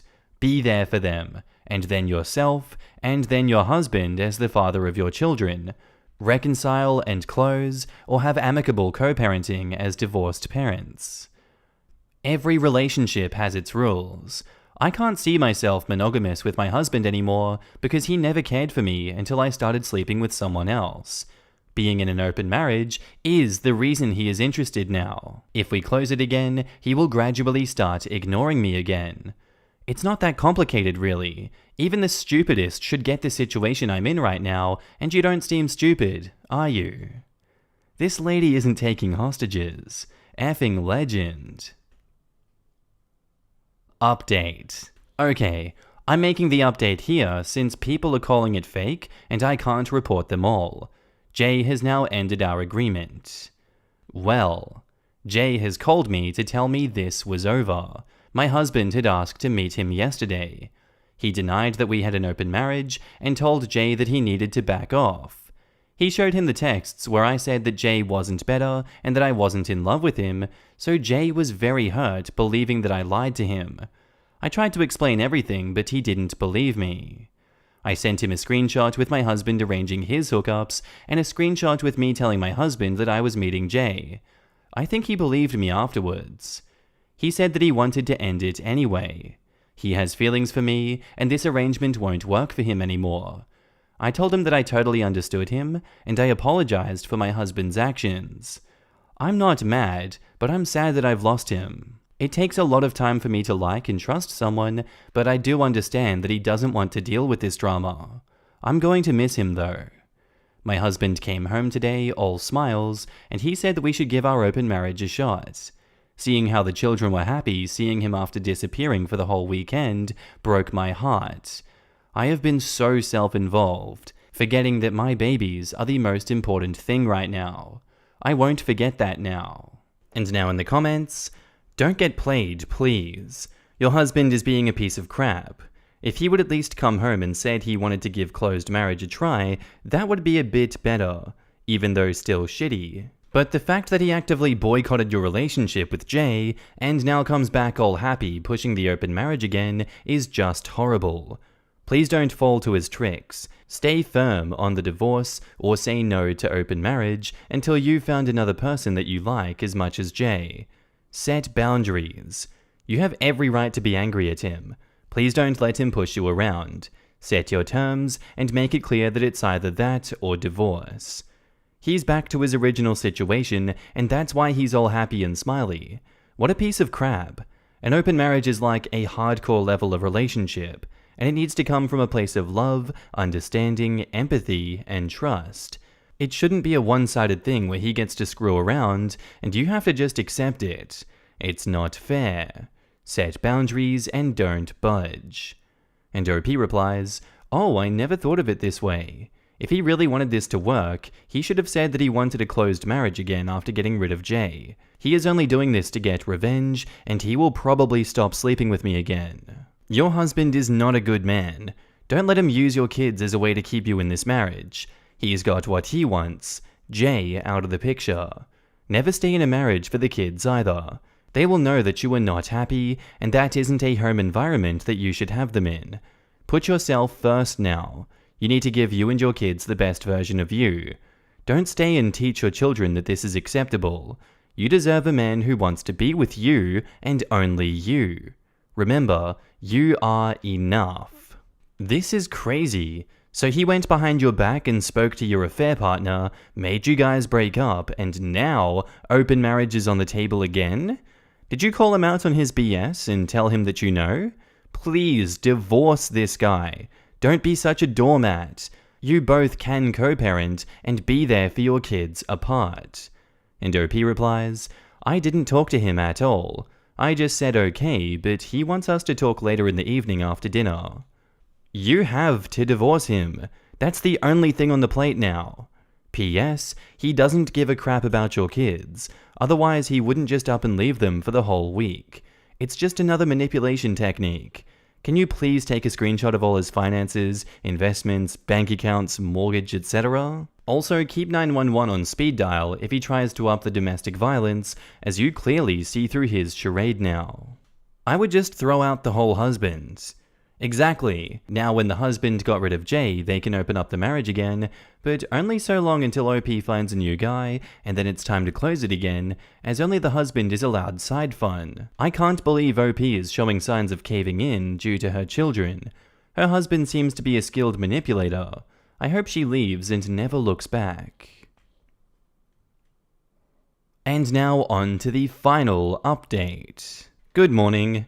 You really need to just back off with the harsh words. They are not helping. I'm a grown woman, and honestly, how old are you? I just did an update yesterday evening, and you're already sending me DMs calling me weak for not having divorced my husband yet? Astonishingly stupid and arrogant people. I've talked more to Jay. I'm meeting him today. We didn't think that it was right to just end it over texts. Okay, we only slept together twice, but we needed an excuse to meet.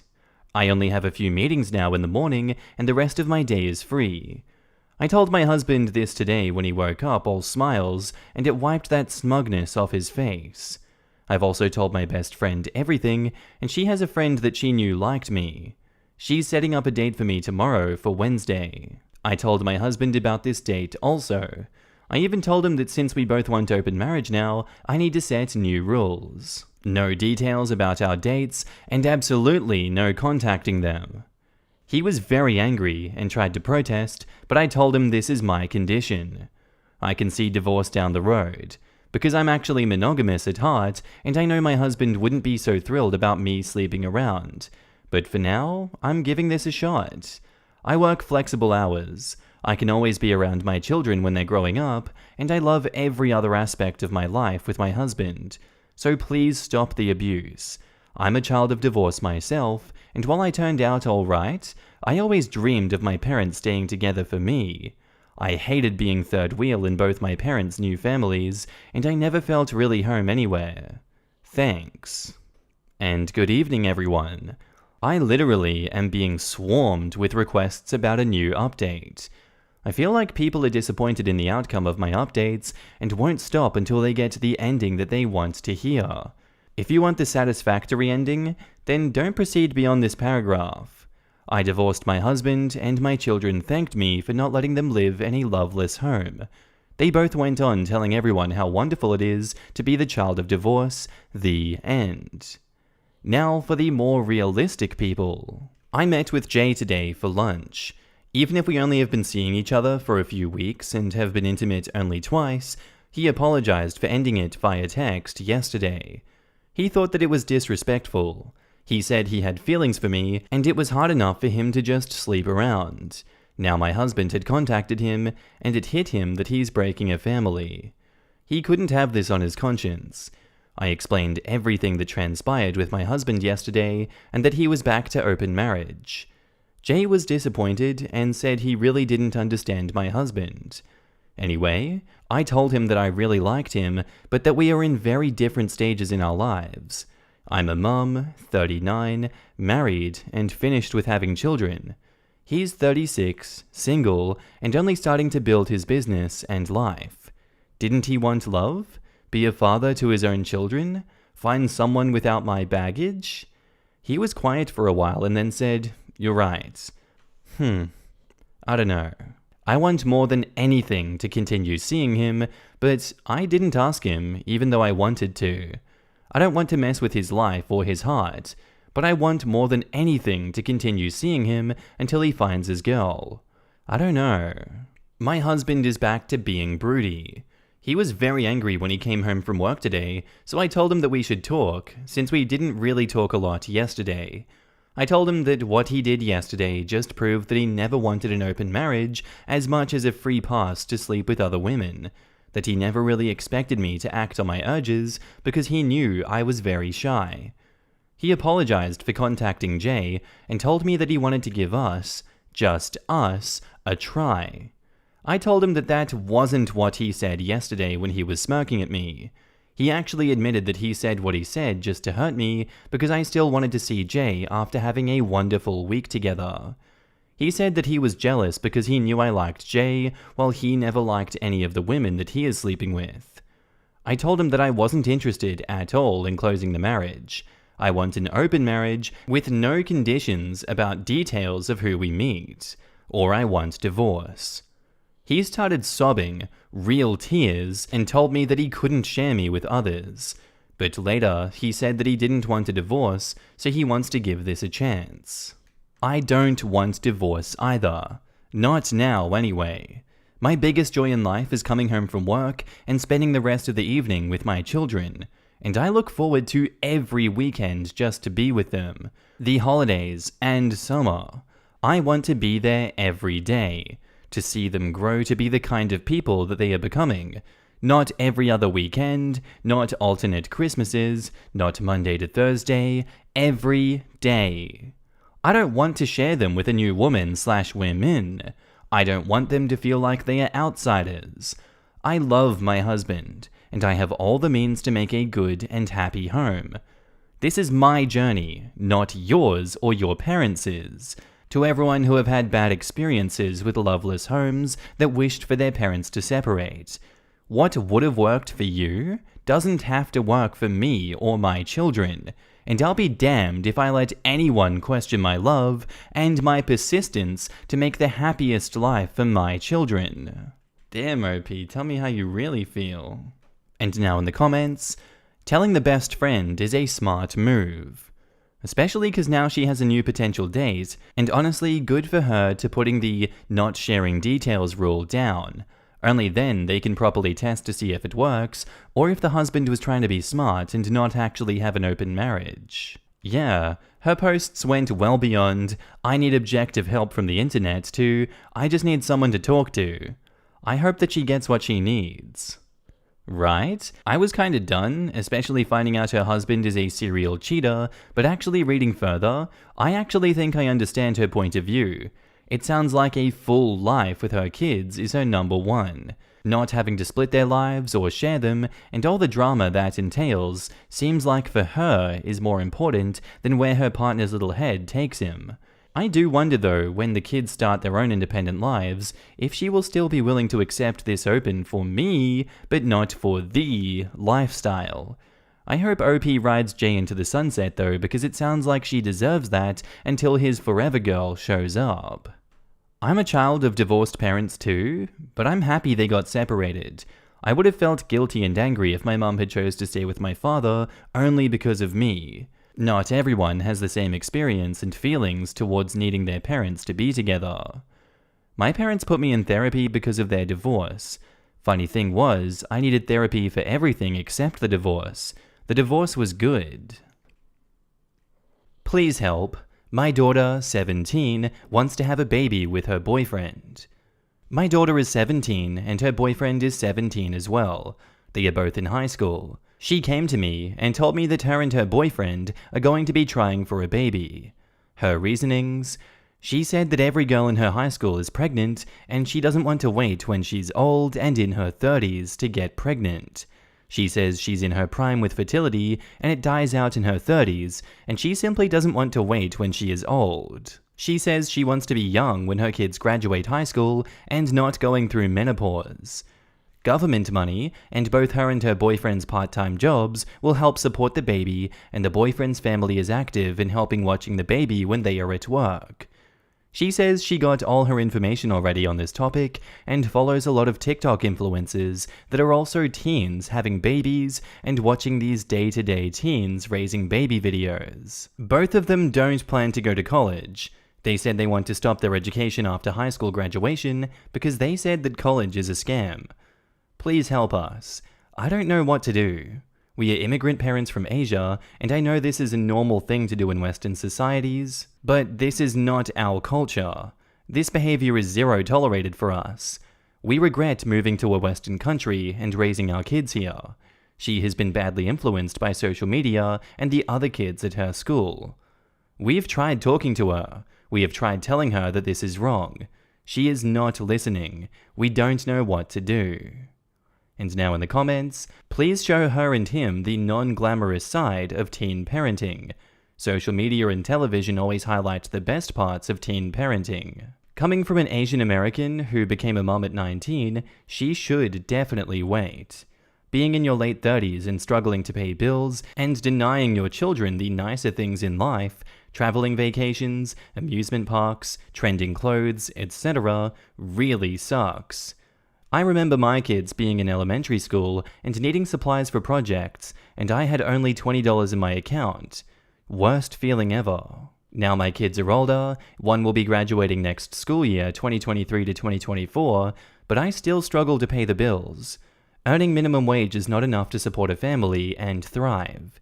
Yeah, you'll get by, but that is not living. That is just existing. I see my friends who waited to have kids later in their 20s. They are buying houses, taking their kids to Disney, Universal Studios, Magic Mountain, vacations every summer. I am envious that they are afforded these luxuries, and I know it's because they focused on finance before starting a family. Please encourage her to create an environment for her family before she begins making one. Have them babysit for an extended period of time. Actual babies are usually the best birth control. Yes, my sister came up to where I was stationed when my son was 8 months because my daycare provider went on a 3-week vacation. During that time, he decided to learn to crawl up the stairs and show her just how fast he was. He also showed her how smart he was with electronics and other fun things. It definitely put her off kids of her own for a good while. Quote, "I know that this is a normal thing to do in Western societies." It's not. Your daughter and boyfriend sound like naive fools. There's not much you can do if they've decided that that is their choice. You should just do your best to inform her of the realities of the situation. Money will be tight, their days will no longer be their own, and they won't be able to do most of the things they want to do for a long time. Also, where are they going to live? Also, be clear that you won't be the babysitter by default. You have your own life to live. And now, onto the update. I got a lot of feedback from my post, and I was asked by many to provide an update. Our daughter is pregnant. She found out before we found out. We went through her phone and found out she went through with it. She refuses an abortion, and she said that she's not going to commit a legal murder. We disowned our daughter. She isn't our daughter anymore. No one in our immediate and extended family talks to her anymore. We took away everything we gave her, and she only has basic necessities, since she's still our responsibility and she's in high school. We are kicking her out on her 18th birthday next year. The majority of the comments from the post were advising me to cut ties with my daughter since she's acting like she's an adult, so then treat her like one. I'm not going to be supporting and providing for her mistake child out of wedlock. We are distraught. This brings great shame to our community. My family and I are deeply devastated. We have 3 other intelligent children that are amazing children, so we don't know how our daughter ended up this terrible. I know most of you were upset about my comments about Western society. I didn't mean to offend anyone. I was just making my own cultural observations. When I immigrated to the USA, India was a third world country at the time, and we moved to the US hoping for a better future and an easier life for our children. We wanted to give them the life that we never got to have. This type of thing does not happen in India. This is simply not in our culture. When we moved to the US, there are obvious culture shocks. Teen pregnancy, or having children young while you are unwed, is socially accepted and glorified in the US. Someone else in the comments made a good point on how common it is in the US for this behavior that you all have a show dedicated to teen pregnancies. I believe it's called 16 and Pregnant. This is simply more common than in other places like in Asia. Just a fact, didn't mean to make anyone cry. And now in the comments, we have different experiences when it comes to teen pregnancy. What I've observed is that it's heavily looked down upon and is looked at as a terrible situation for everyone involved. Nobody I know would agree to the statement, teen pregnancy is normal and is most of the time a healthy situation. My guess is that your daughter was absorbed into a TikTok echo chamber where teen pregnancy is normalized, and that's what you see as well. TikTok in general can normalize a whole host of awful and harmful trends and situations, and that's what it did for your daughter.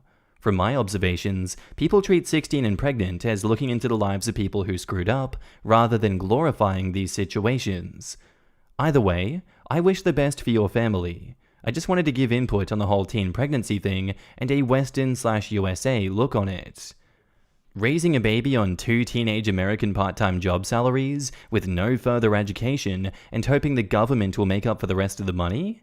Oh, to be this naive. And what if the daddy gets cold feet? Not if, but when.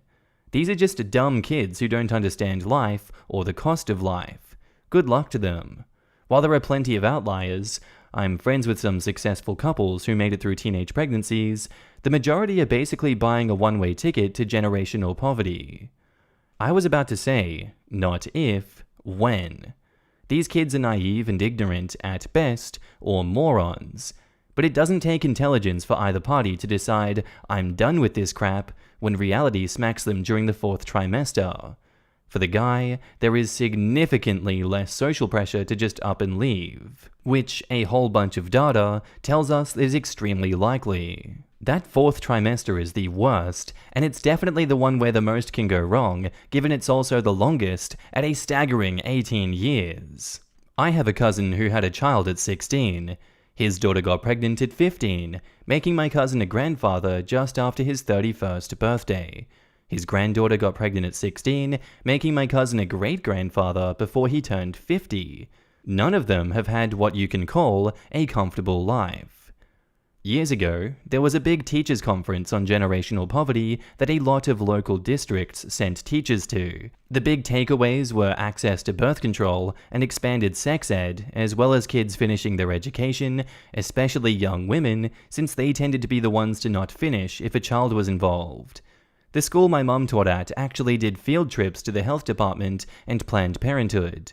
I'm not saying teen parents can't make it work and excel, it is just really, really difficult. Our next post is titled, "I think my boyfriend is, or was, in an incestuous relationship with his sister." I know this sounds ridiculous, but listen before you call me insane. I'm writing this because I can't sleep. I have dated him for a year. He's Italian, and I am an American student in Rome. Looking back, there has been signs even early on. I took all of this as cultural at first. On one of our first dates, we were talking about our families, and he showed me a picture of his sister and raved about her beauty. She is actually gorgeous. She's a classic Italian beauty and very chic. I was jealous of her then, but had no idea where this was going to go. I've only been around her a handful of times, but she has made it clear that she does not approve of us dating. She's icy, distant, and hostile. She has said in front of me that he should be with an Italian. She speaks several languages, including English, but every time I've tried to talk to her in English, she replies in Italian, "You're in Italy. Speak Italian." She once told me that he'll be gone soon. My boyfriend is openly very affectionate with her. He dances with her and whispers in her ear, kisses her cheek and the side of her mouth, hugs her closely. Every time I've seen them together, he's brought her a nice gift. People here are generally affectionate, but everything combined is off. Once at a family dinner, I was helping his mum with the food, and he and his sister went out to sit on the patio. I looked out and she was sitting on his lap. What sister does that? I also have seen her caress his bare chest at the beach. This same time at the beach, he carried her in the water with her legs wrapped around his waist, and his hands were practically on her ass. If they did this when they thought I couldn't see, what do they do when they are really alone? He has also gotten into a physical fight with her boyfriend, but I'm not sure what it was over. Earlier tonight, my feelings got a lot worse. He never leaves his phone sitting around, but he did this time. He got a message from her, and I looked over. She said, "My heart is yours, my king," and we were made for each other. I left without telling him. He blew up my phone, but I have no idea what to say to him. This has been my best relationship, but this cannot be normal, can it? I'm sick to my stomach and feel mortified thinking about this. And now in the comments, that is honestly disturbing. My husband is Italian, and he and his family are from Palermo and are very, very close. But I have never seen him, outside of kissing cheeks and hugging or dancing with his sisters, do anything remotely like this. What in the Lannister is going on here, bud? Yeah, no. I'm Italian and very close with my brother. We give each other a hug when we see each other, and the traditional double cheek kiss, like I would do with any other family member in our culture. We text to make plans or check in with each other a few times a month. What you posted is revolting.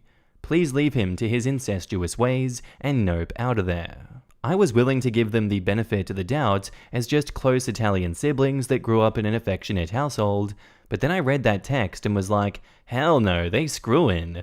Who calls their brother king? Lol? What the hell?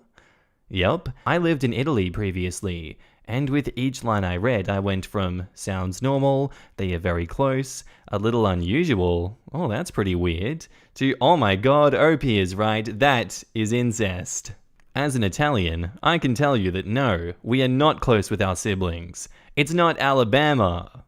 I have several Italian friends, but they are kiss a friend on the cheek close, not romantic messages close. I think in all cultures, my heart is yours type messages are clearly not normal for siblings. And OP replies, a few things worth noting that I didn't include in my original post. She wears a locket with a photo of them in it. She was sitting across from me at dinner and opened it and gave me a taunting look. At the time, I didn't want to call her out and look crazy, but now I think she definitely was trying to rub it in my face. Also, not only was she sitting on his lap, but she was looking into his eyes and twirling his hair. I also saw him kiss her on the neck near her ear. It wasn't super smoochy, but to me it seems like a weird place to kiss your sister. These comments confirm that I'm not imagining the creepiness, so I'm 100% done with him. She can have him. And now, onto the update. So I posted the update on my page, and I'm able to post here now too. Here is what has happened since my post. The response to my post made me feel confident that I wasn't wrong about them, so I eventually messaged him to break up. I didn't confront him about his sister because I wanted to part ways smoothly. Once I asked him why she hates me, and he told me not to talk about her, so I don't think he'd react well. My fake reason was that there is no future for us since I'll be going back home and he'd never leave his country. He proved he doesn't care about our relationship because he didn't fight for it at all. He replied with a thumbs up. I think he might know that I saw the messages. It was exciting to be with him because he is so different from what I'm used to, but I never was going to be as special to him as his sister. Not even close. I believe the suggestions that I might have just been a cover. A beard for his incest, you might say. I wish I could link her Instagram because they went out together the other night and she seems happy, though I've unfollowed both of them. Also, I took the suggestion to watch Crimson Peak. That was triggering. One more thing I want to say, I know my post focused on her being petty and taunting, but I don't want it to come across like I think he's innocent and she's Jezebel. I saw him initiate most of the romantic moments. Thanks everybody for the encouragement. I still am creeped out and I feel used, but I am glad to be free of them. Whatever is between them won't be hovering over me anymore. I can answer some questions on this thread if there are still any. Now in the comments, do you think their parents ever suspected something between them? And OP replies, if they do, they didn't make it known to me. I was an outsider, so I really wouldn't know. Breakups are hard, no matter the circumstances. I read the other post and don't remember how long you were together, but it was serious enough to where you were going to uproot your life for him. I know this is really bonkers, but as I said, breakups are hard, and I'm sure your heart is hurting. I'm dealing with one now with the love of my life, and it's the hardest thing that I have ever had to do. I hope you can find some peace of mind in the coming weeks and months. Good luck to you, and hey, it all worked out for the best, clearly lol. I'd call him out at some point though. Sorry if this is too personal. If it is, definitely don't feel the need to answer. Was he weird intimately? Was that a possible reason that you also suspected this? And OP replies, I don't mind, and yes, it did contribute to my suspicions. 1. We never had sex in his bed/home. It exclusively happened in mine. And 2, we always use protection even though I'm on birth control, and I thought that we were in an exclusive relationship. There is nothing inherently wrong with that, however, he complained about it not being as good with condoms as if it was my fault. He ignored me when I said he didn't have to use it. Try messaging his sister's boyfriend to see if he ever suspected them, since he doesn't seem bothered by your breakup. I think him and his sister have been using you guys as a cover-up for their relationship. And OP replies, they don't see each other anymore after the fight. I can try to find him, but I only know his first name. Damn. He could have given you a heads up, cause it seems like he knew. No need to find him. Just move on and leave this ordeal all behind. All the best, girl. I just wish she had texted him back after the thumbs up, and also because you're screwing your sister. And throw a shrug emoji on that too. What in the flowers in the attic? My mother named me after a character in that book, quite specifically from that book.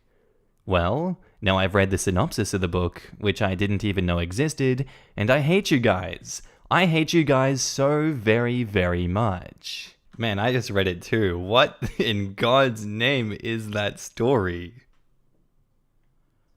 Our next post is titled, Am I the Asshole for Selling My Nintendo Switch? I, 22 male, and my fiancée, 23 female, got an apartment a few months ago. So far, everything has been okay. We were struggling to pay rent, but we have been able to manage to pay all our bills. We do live paycheck to paycheck despite us both working nearly 40 hours a week. So last year, when the new Nintendo Switch OLED came out, I bought myself one. I don't use it anymore, but my fiancé plays it nearly every single day. I didn't care because my mum has gotten me a PS5 as a housewarming gift. I usually play on that when I have spare time. Since September is coming up, I realized I was about nearly $200 short on my part of rent. I was short because I ended up splurging a little too much on food. I couldn't think of a way of making the $200 before next week until I realized my old Switch that I never play. I took it and a few of the games and sold it to GameStop. I had gotten the $200 that I needed for rent, plus a few extra to get me and my fiancée some dinner. Later that night, when my fiancée got home from work, she went into the bedroom to shower. After that, we ate some dinner. After we ate, she asked where the Switch was because she couldn't find it. I told her what I had done to it, and she stopped eating. Are you serious? She asked me. I told her, yeah, I did, because I needed it for us to pay rent. She had a confused and hurt look on her. She pointed to my PS5 in the living room and said, so if I cannot make my part of the rent, should I sell this? And I said no, that was a gift from my mum. The Switch is mine, I bought it myself, so it wasn't yours to begin with. I can sell my stuff if I want. After I said this, she got up from the table without finishing her dinner and went into the bedroom. I thought I heard crying, but I couldn't tell. It didn't make sense to me why she was so upset. It was my things, and I was just letting her use it. She told me she wanted to go stay with her mum to think. Think about what? I told her whatever, and she left. I don't think I'm the asshole here because I did what I had to do so we could pay rent. But I'm starting to feel guilty because my fiancé is really upset. Am I the asshole? And edit, I did not tell my fiancé that I was behind on rent because I didn't think that it was her business to know that I was going to be behind. Our own money is our own business. She doesn't tell me about her finances, and I don't tell her mine. Also, we have an SD card in the Switch which I have kept if she ever wants to buy her own Nintendo Switch. And now in the comments, you're the asshole. Yes, it was your Switch, but you knew that your fiancé used it regularly and really enjoyed it. It sounds like there may have been other options for finding the money. The least you could have done was talk to your fiancé first and let her know what you were thinking of doing. It sounds like you truly don't care about her feelings at all. Like, why not let her have the option of buying it, if nothing else? I suppose this is what is meant by pride comes before the fall. He was too proud to admit that he couldn't pay the rent, and instead of, as you said, offering to sell it to her, or asking to borrow money, or any number of options, he was too proud. I get a weird vibe that he was almost punishing her by selling it. He's embarrassed that he can't make the rent, and presumably, she emasculated him by living within her budget, so he lashes out by selling a thing that he knows brings her joy, because screw her and her financial stability. Then he further freaks out when she demonstrates that she actually has enough money to pay rent and buy her own Switch. So he harasses her to try and confirm to himself that she doesn't have more money than him. It probably wasn't in the front of his mind, but I bet it was nestled in the back there somewhere. You're the asshole. Absolutely, you can do whatever you want with the things that you buy. But then don't act like it's weird that your fiancé is mad that you took away something that she used. I would be fuming. Because you know that she used that and didn't even mention telling her first. Of course it's yours and you can do whatever you want, Just don't expect to not get consequences for the way that you act with other people. She went off to think because she's not sure that she wants a partner who cares so little about the things that she likes and uses. How you're not even self-aware enough to realize how someone might get mad is what I don't understand. And now on to the update, which starts at edit 2. I want to say thank you for the people that say that I'm not the asshole and are seeing my side. Without doing this, we could have possibly been late for rent, and in worst case, we get evicted. I do hate seeing my fiancée upset, and I plan to take her to dinner soon to make up for it. She is more than welcome to play on my PS5 if she wants, because I have no intention of selling it. There is not much of an update between me and her. She is still at her mum's house, and I've been at the house playing on the PS5 all day. But you guys are right. I probably should have told her beforehand. That was my mistake. Also, I disagree with the "what's mine is yours." Does that mean that her makeup is mine?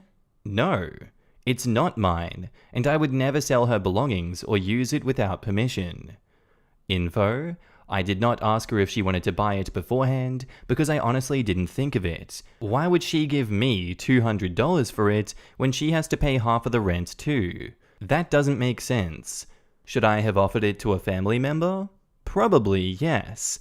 That is my mistake too. Edit 3. My fiancée finally got home at around 8:45. She had a new Nintendo Switch in her hand. I asked her how she got it and where she got it. She told me that it's none of my business when it is.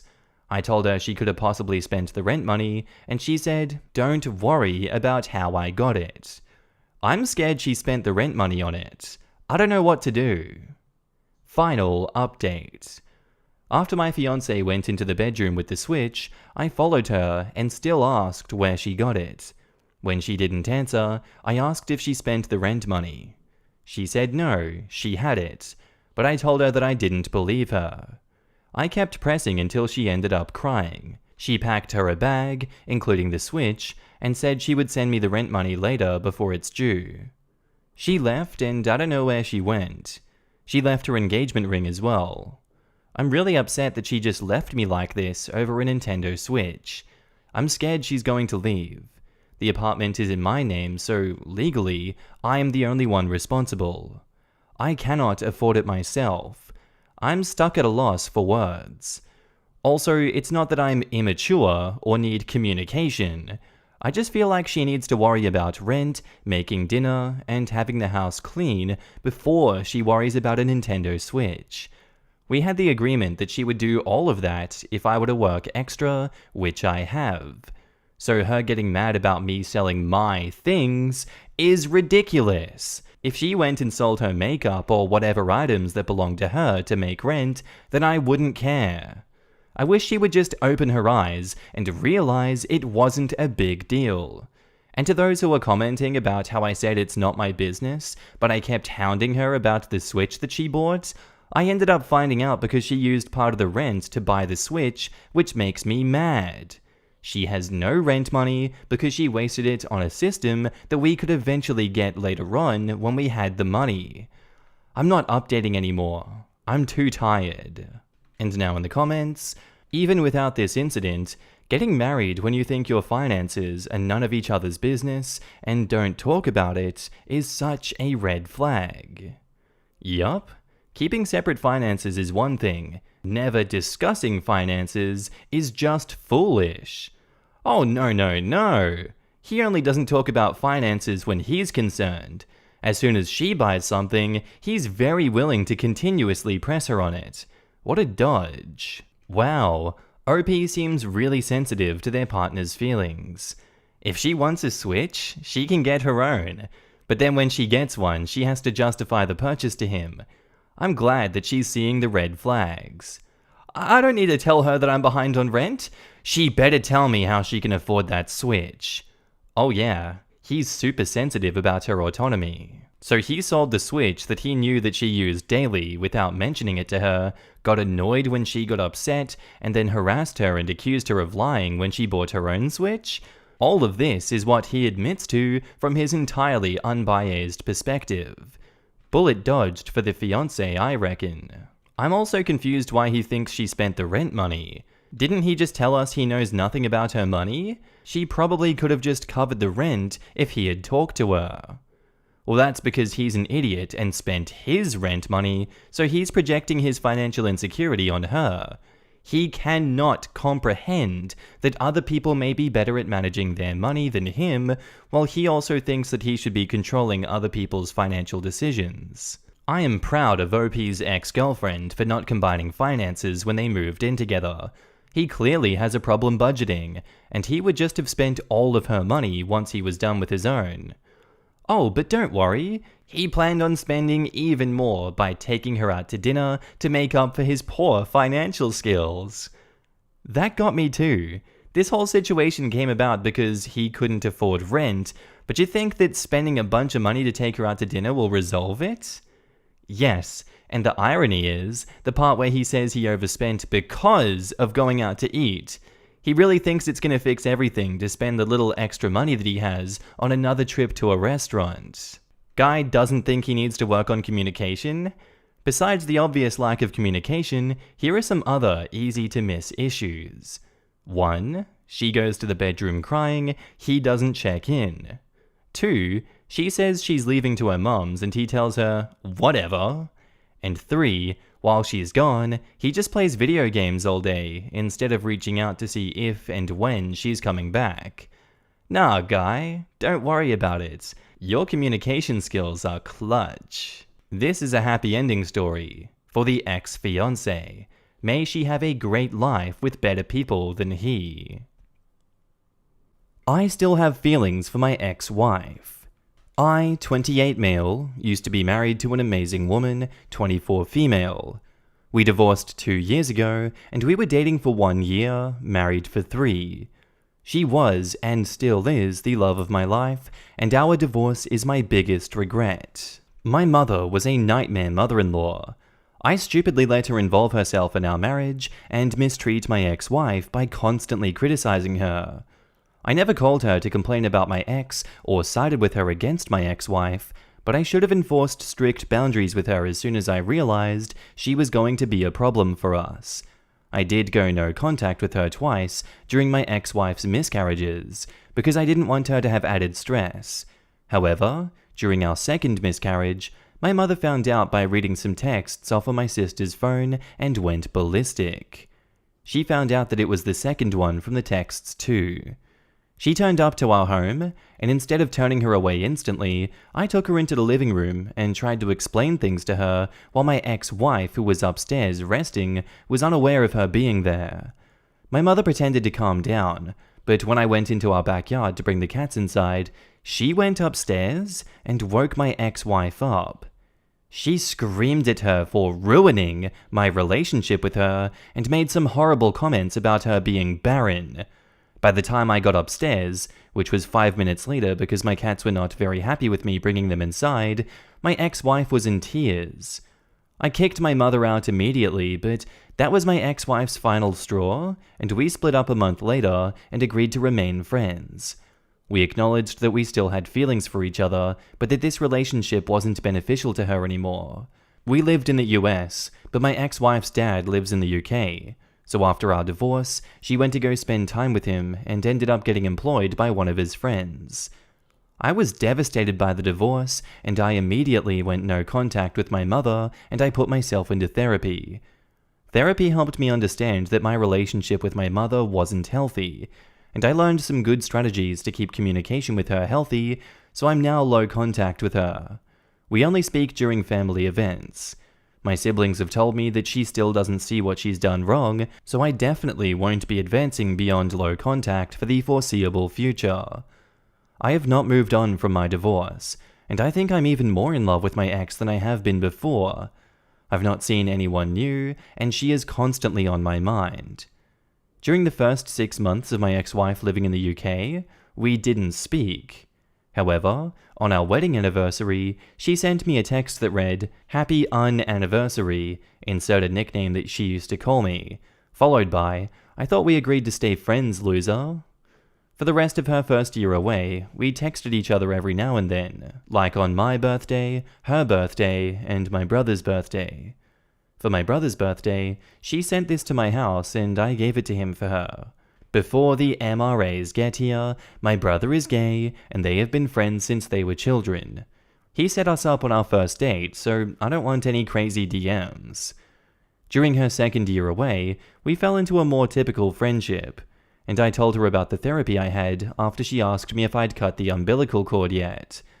She told me about 2 men that she had dated and how both relationships ended. I wasn't weird about it, but it made me think about how much I missed her and how much I still loved her. My thoughts kept me up that night, and I couldn't stop hating myself for ruining things with her. I still have both of our wedding rings and her engagement ring. Due to recent world events, she hasn't been able to come visit anymore here in the US, but she's moving back in October. I was actually the first person she told about that. Everyone's pretty excited, and my brother is organizing a homecoming party for her, and I've been invited.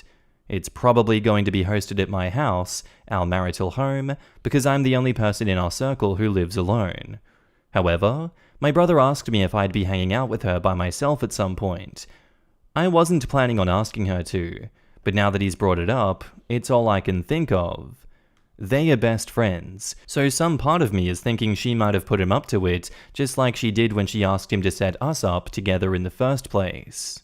I asked my sister for her input, but she said that I shouldn't ask her to meet up with me, and I should wait for her to ask if she wants to. I think she might still have feelings for me, because when she was telling me about one of her breakups, she said, "None of the men over here can handle me like you can." But her humor is generally flirtatious, so I can't be too sure. I would love an outside perspective on this. Would asking her out be the right thing to do? Thanks for reading. And now in the comments, "Bro, she asked if you cut the umbilical cord. That's literally what she was waiting for. I think this is going to go well for you, and I can't wait for the update. OP, this. I noticed that too. Dude, if you want her back, you will have to commit, and absolutely commit, to cutting your mother out of your life permanently and for good. There is no low contact or very low contact, no family functions where she will be at, and any contact from her would need to be immediately shut down. Any siblings that you have that would be in contact with your mother or send her information would need to be grey-rocked or very low contact. You'll need to have a private conversation with her and assure her that you will do everything in your power to never let your mother near her and your family again. Future children will never know their abusive grandmother.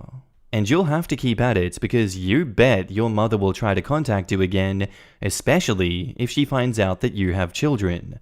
Then take the actions to ensure your promise and commitment to your wife that you have cut the umbilical cord. Head over to Just No Mother-in-Law. They have great resources, and they can help you with keeping an FU binder if you need one to get no contact orders or restraining orders against your mother.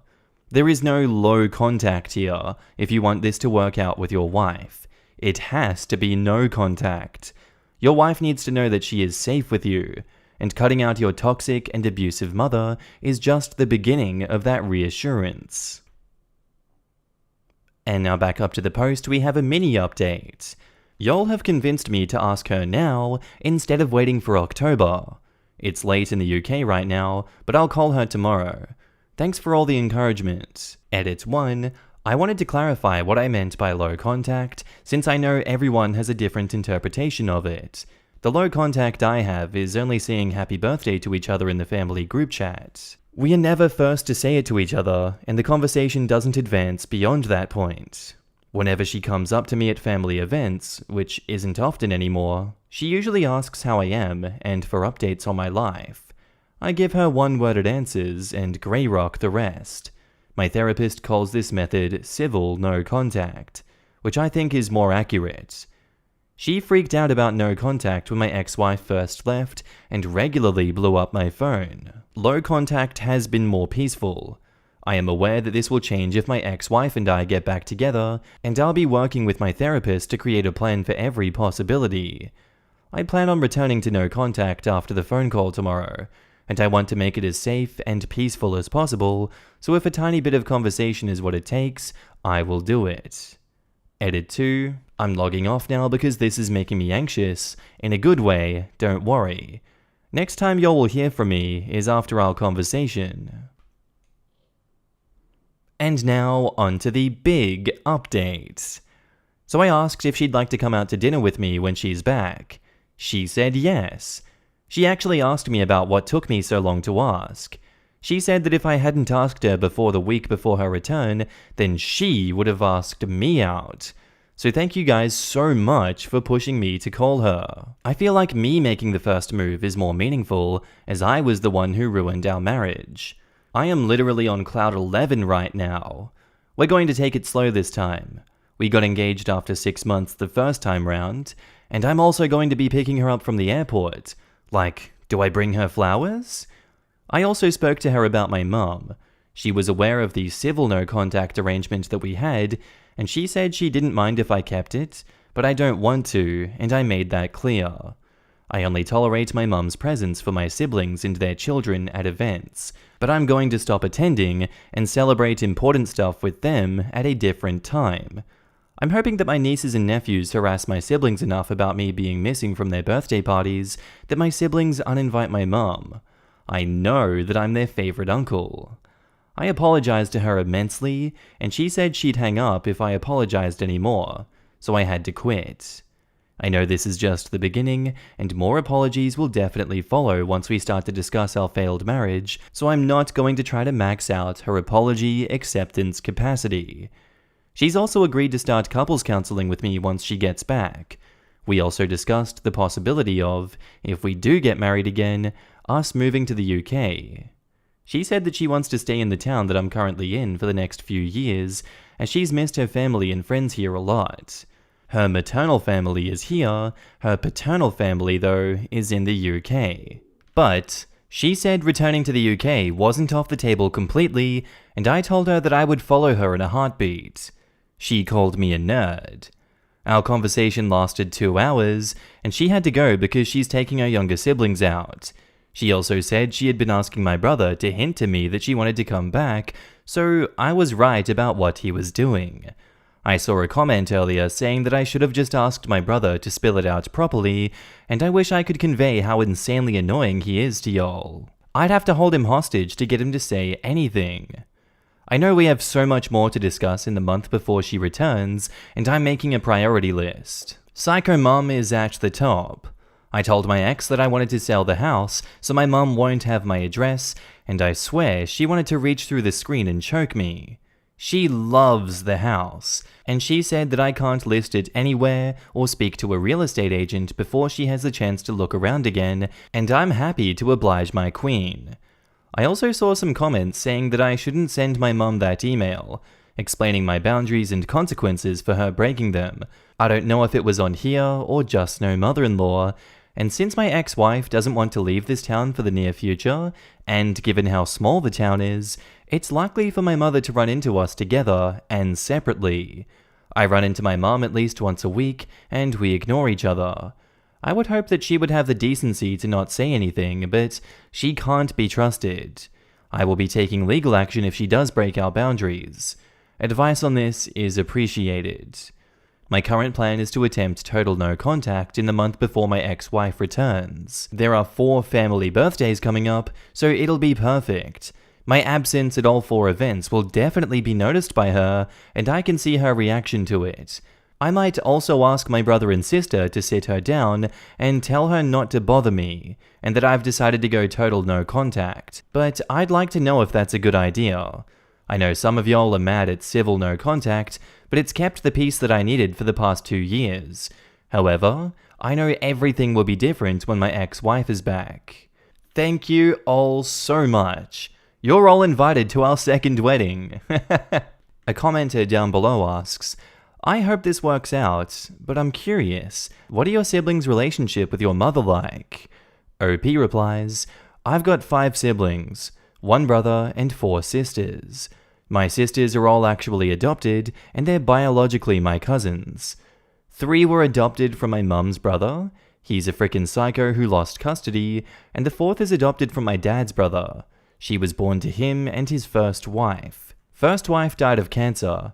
His new wife didn't like her. My parents took her in for a bit so my uncle could sort crap out with his wife, but she ended up staying with my parents, and they only got legal custody when she turned 17, so they could do her college applications right. My mum took in the older two of her brother's daughter before she met my dad, and my dad took his brother's daughter in before he met my mum. They're actually really similar people and have an amazing relationship. This is so complicated, I need to use fake names. Our age order goes Shauna, 34, adopted from mum's brother, Bianca, 32, adopted from mum's brother, Summer, 29, adopted from dad's brother, then me, then Mary, who is 26, who is adopted from mum's brother, and then Adrian. Shauna, Bianca, and Summer are on amazing terms with our mum. She loves their husbands and adores their children. I expected the same treatment for my wife, but shrug. Mary is distant from her because she's extremely close with my ex, and she's dating my ex's cousin. We set them up. Adrian barely speaks to her too because he's very close to my ex as well, and his boyfriend hasn't been treated as badly as my ex was, but he didn't get the warm reception our older sister's husband got. They both, Mary and Adrian, went no contact with my mother when we divorced, but started talking to her again because our dad begged them to. Oh, thanks for answering. Does your therapist have any theories as to why her treatment of you and your ex was so different? From an outsider, it kinda looks like she was obsessed with the ex because you're the first biological son and are straight. She also seems a bit homophobic. And OP replies, no problems. We do have some theories. I think it's partly due to me being her biological son and straight. I also think it has something to do with the miscarriages. When my brother and my wife were friends as kids and teens, my mother was always very nice to her. My ex also suffered a lot with her mental health as a teen, and her family life was screwed. So she spent a lot of time at my parents' home during her later years of high school, and we think that might have prejudiced her against our marriage. We also think that she's a closet racist. She's not done anything racist before, that I know of, but I think she's one of those people who don't want their family to be mixed. I have asked my siblings if they think she's racist, and my older three sisters disagreed. Mary says she has a gut feeling that she is, and Adrian doesn't think so because she was okay with my ex being around for all of those years before. My ex-wife is black. About the homophobia, I think that definitely plays a part, but also the fact that she's extremely picky about who her children are with does too, plus the closet racism. My brother's boyfriend is Asian, and he loves motorcycles, and he looks like a stereotypical biker, so there's a plethora of reasons on why she could be cold to him. She's a very annoying and frustrating person. In this next edit, when OP says she, they're referring to their girlfriend, not their mother. Edit 3, she found this post off Best Reddit Updates, Lamau. She called me a total nerd. She wants me to thank y'all for convincing me to call her instead of waiting for October. And she told me to call her my girlfriend instead of ex-wife. So that's what I'll be using from now on. Edit 4, I won't be making an update post tomorrow. This sub only allows one update, and I'd rather save it for when my girlfriend is back. Smiley face. Also, I'm fully aware that my mum is a racist. By closet racist, I mean someone who's kept it hidden effectively for so long. She's also just a frickin' weirdo in general, so there's multiple reasons for why she doesn't like my girlfriend and my brother's boyfriend other than race. She hates my girlfriend because of her messed up family background and for the miscarriages, in addition to race, and she hates my brother's boyfriend for being into motorbikes and smoking the green. She is incredibly absurd, so at the beginning I wasn't sure if it was racism or not, but now it's pretty obvious. My sister's boyfriend is also black, he's my girlfriend's cousin, but he refuses to meet my mum because of how my girlfriend was treated. She has never commented on their relationship. And now in the comments, okay, of course everyone loves a happy ending story, but what I really love is that he put in all the work immediately after the divorce. Not to win his ex back, just for himself. That is the healthiest, healingest thing you can do. I hope this works out. I really do. Normally, I'm never on board with exes getting back together, but for this case, I'm feeling slightly hopeful. They got married young and went through some of the hardest times that a marriage can possibly go through very early on in the marriage. This, of course, was absolutely not helped at all by the mother-in-law from hell. But OP seems pretty serious about not having his mother in his life anymore. He has worked on himself, she's traveled, and added some more dating experience to her belt. Both of them have aged and matured. Normally, I wouldn't just count time passing as a plus, but I think your 20s is still a time where you're learning and changing a lot. They started dating when she was 18, married when she was 19, and divorced when she was 22. That's very young to handle a marriage, a malicious mother-in-law, and a miscarriage, the 3 deadly M's. So I feel like they definitely have a good chance of making it if they tried again now. It's huge that OP started therapy after his marriage dissolved. A lot of people in his position just moan about wanting to win back their ex without having a plan in place to fix his mistakes. And he didn't start changing with the intention to win her back. I wish them great things, whether that means they end up back together or not. I also hope that the nieces and nephews do get their parents to stop inviting grandma. People don't change, yet expect to win their exes back. OP actually changed to be a better person and then started taking it slowly with her all over again. That's the difference that makes this story stand out. Plus, I also really hope they stop inviting his mom. Our next post is titled, "My Tinder date stole my expensive perfumes. He texted today to plan a second date." I don't believe it. I'm starting to regret ending my loveless, sexless marriage. I got divorced about a year ago, and I've been on Tinder for a month now. I went for walks and coffee a few times. One guy was nice and pleasant. After a few dates, we ended up in my apartment. When he took a shower afterwards, he came back to bed and commented that I had so many perfumes, and only expensive ones, and we laughed about how smelly I must be to have all these perfumes. We went to bed. We had breakfast the day after, and then he left.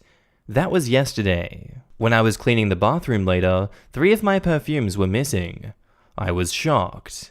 I looked everywhere, and after about 2 hours, I realized they were gone. I know he took them because I used one of them before he came to our date, so I know they were there, and nobody visited before or after. Now he's texted asking how my day was, and if I wanted to see him again. I guess the perfumes he took, worth $1,200, weren't enough, and he wants back for more. Is this dating now? My new life? I've been out of order for over 15 years, and now it feels like I've entered a new dimension. Please, someone, tell me this is going to get better. And edit, I'm not interested in getting back my perfumes, or meeting him in any shape or form. I'm just ranting about my first date in over 15 years going this bad.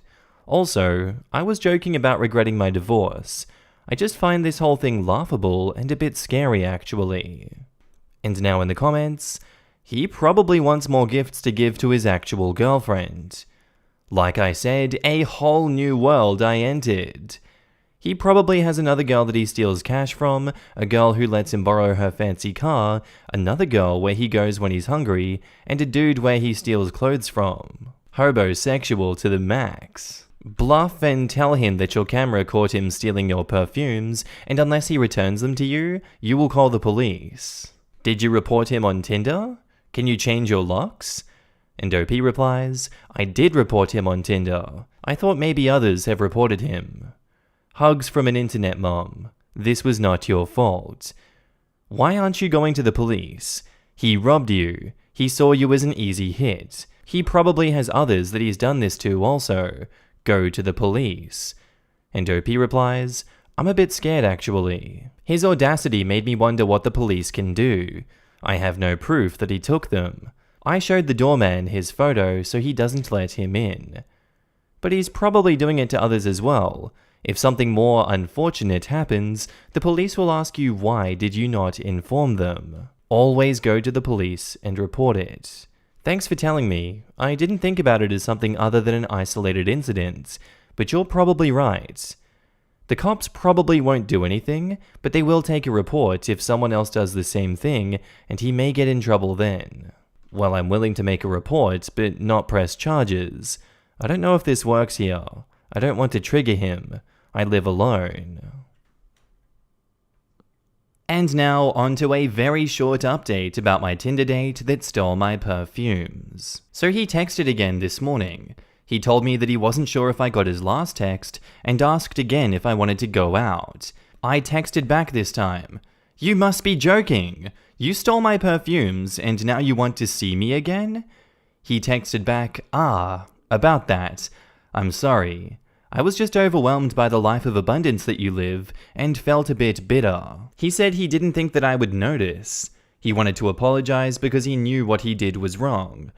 I told him that I didn't want to see him anymore, but if he really thought that what he did was wrong, he could leave my perfumes with the doorman, or better yet, compensate me with 70% of the price and keep them. I don't care if I get back my perfumes, more than I would think less lowly of him. He didn't answer.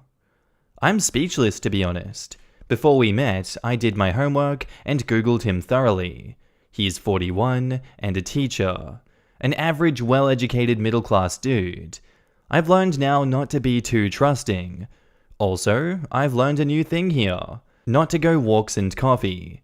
I didn't know it was a thing really, but I'll try to make it harder for men and weed out some of the misfits from the start. Otherwise, I'm good. I'm happy and content.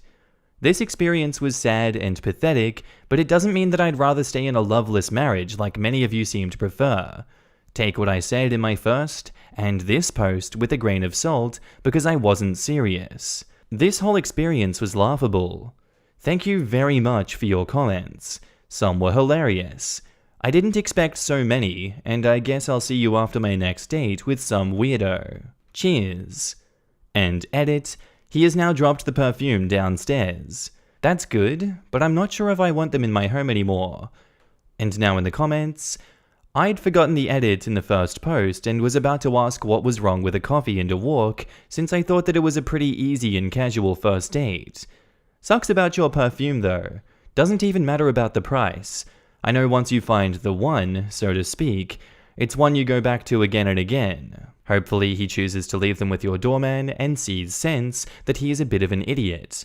And thankfully he did, guys. And OP replies, many suggested that low-effort dates attracted low-value men. I didn't think of it like that. Holy F, I expected this to be some young bum from reading your first post. 41 with a job and stealing perfumes? This one makes me lose 10 hope points. It's hit or miss. Forced to eat a long-winded expensive dinner with someone you have no chemistry with is bad. A serial dater had a favorite bar which had an attached restaurant in case the one drink went well. Otherwise it's, sorry, I'm meeting friends later. My husband made lots of effort for our dates. Cool museum showings, planetarium. The man now can't be asked to plan my birthday, read a WhatsApp message, or carry cash anymore. But he does make time for me. I met my partner at a bar because I told the bartender, a longtime friend, that I was sick of dating apps and I wanted him to set me up with someone. An hour later, my partner arrived. Not planned, he was just a regular at the bar, and the bartender friend introduced us. It's been 3 years and we've been living together for 1. 10 out of 10 would recommend. And edit, our first date outside of that bar, I made him dinner at my apartment, and we ended up getting silly and talking in faux southern accents for an hour. It was an amazing experience. It is seriously so pathetic that he kept texting, as if OP wouldn't notice $1,200 worth of her stuff had gone missing. And the reasoning too. Dude's got some serious issues. He admitted he felt bitter towards her and still asked for another date.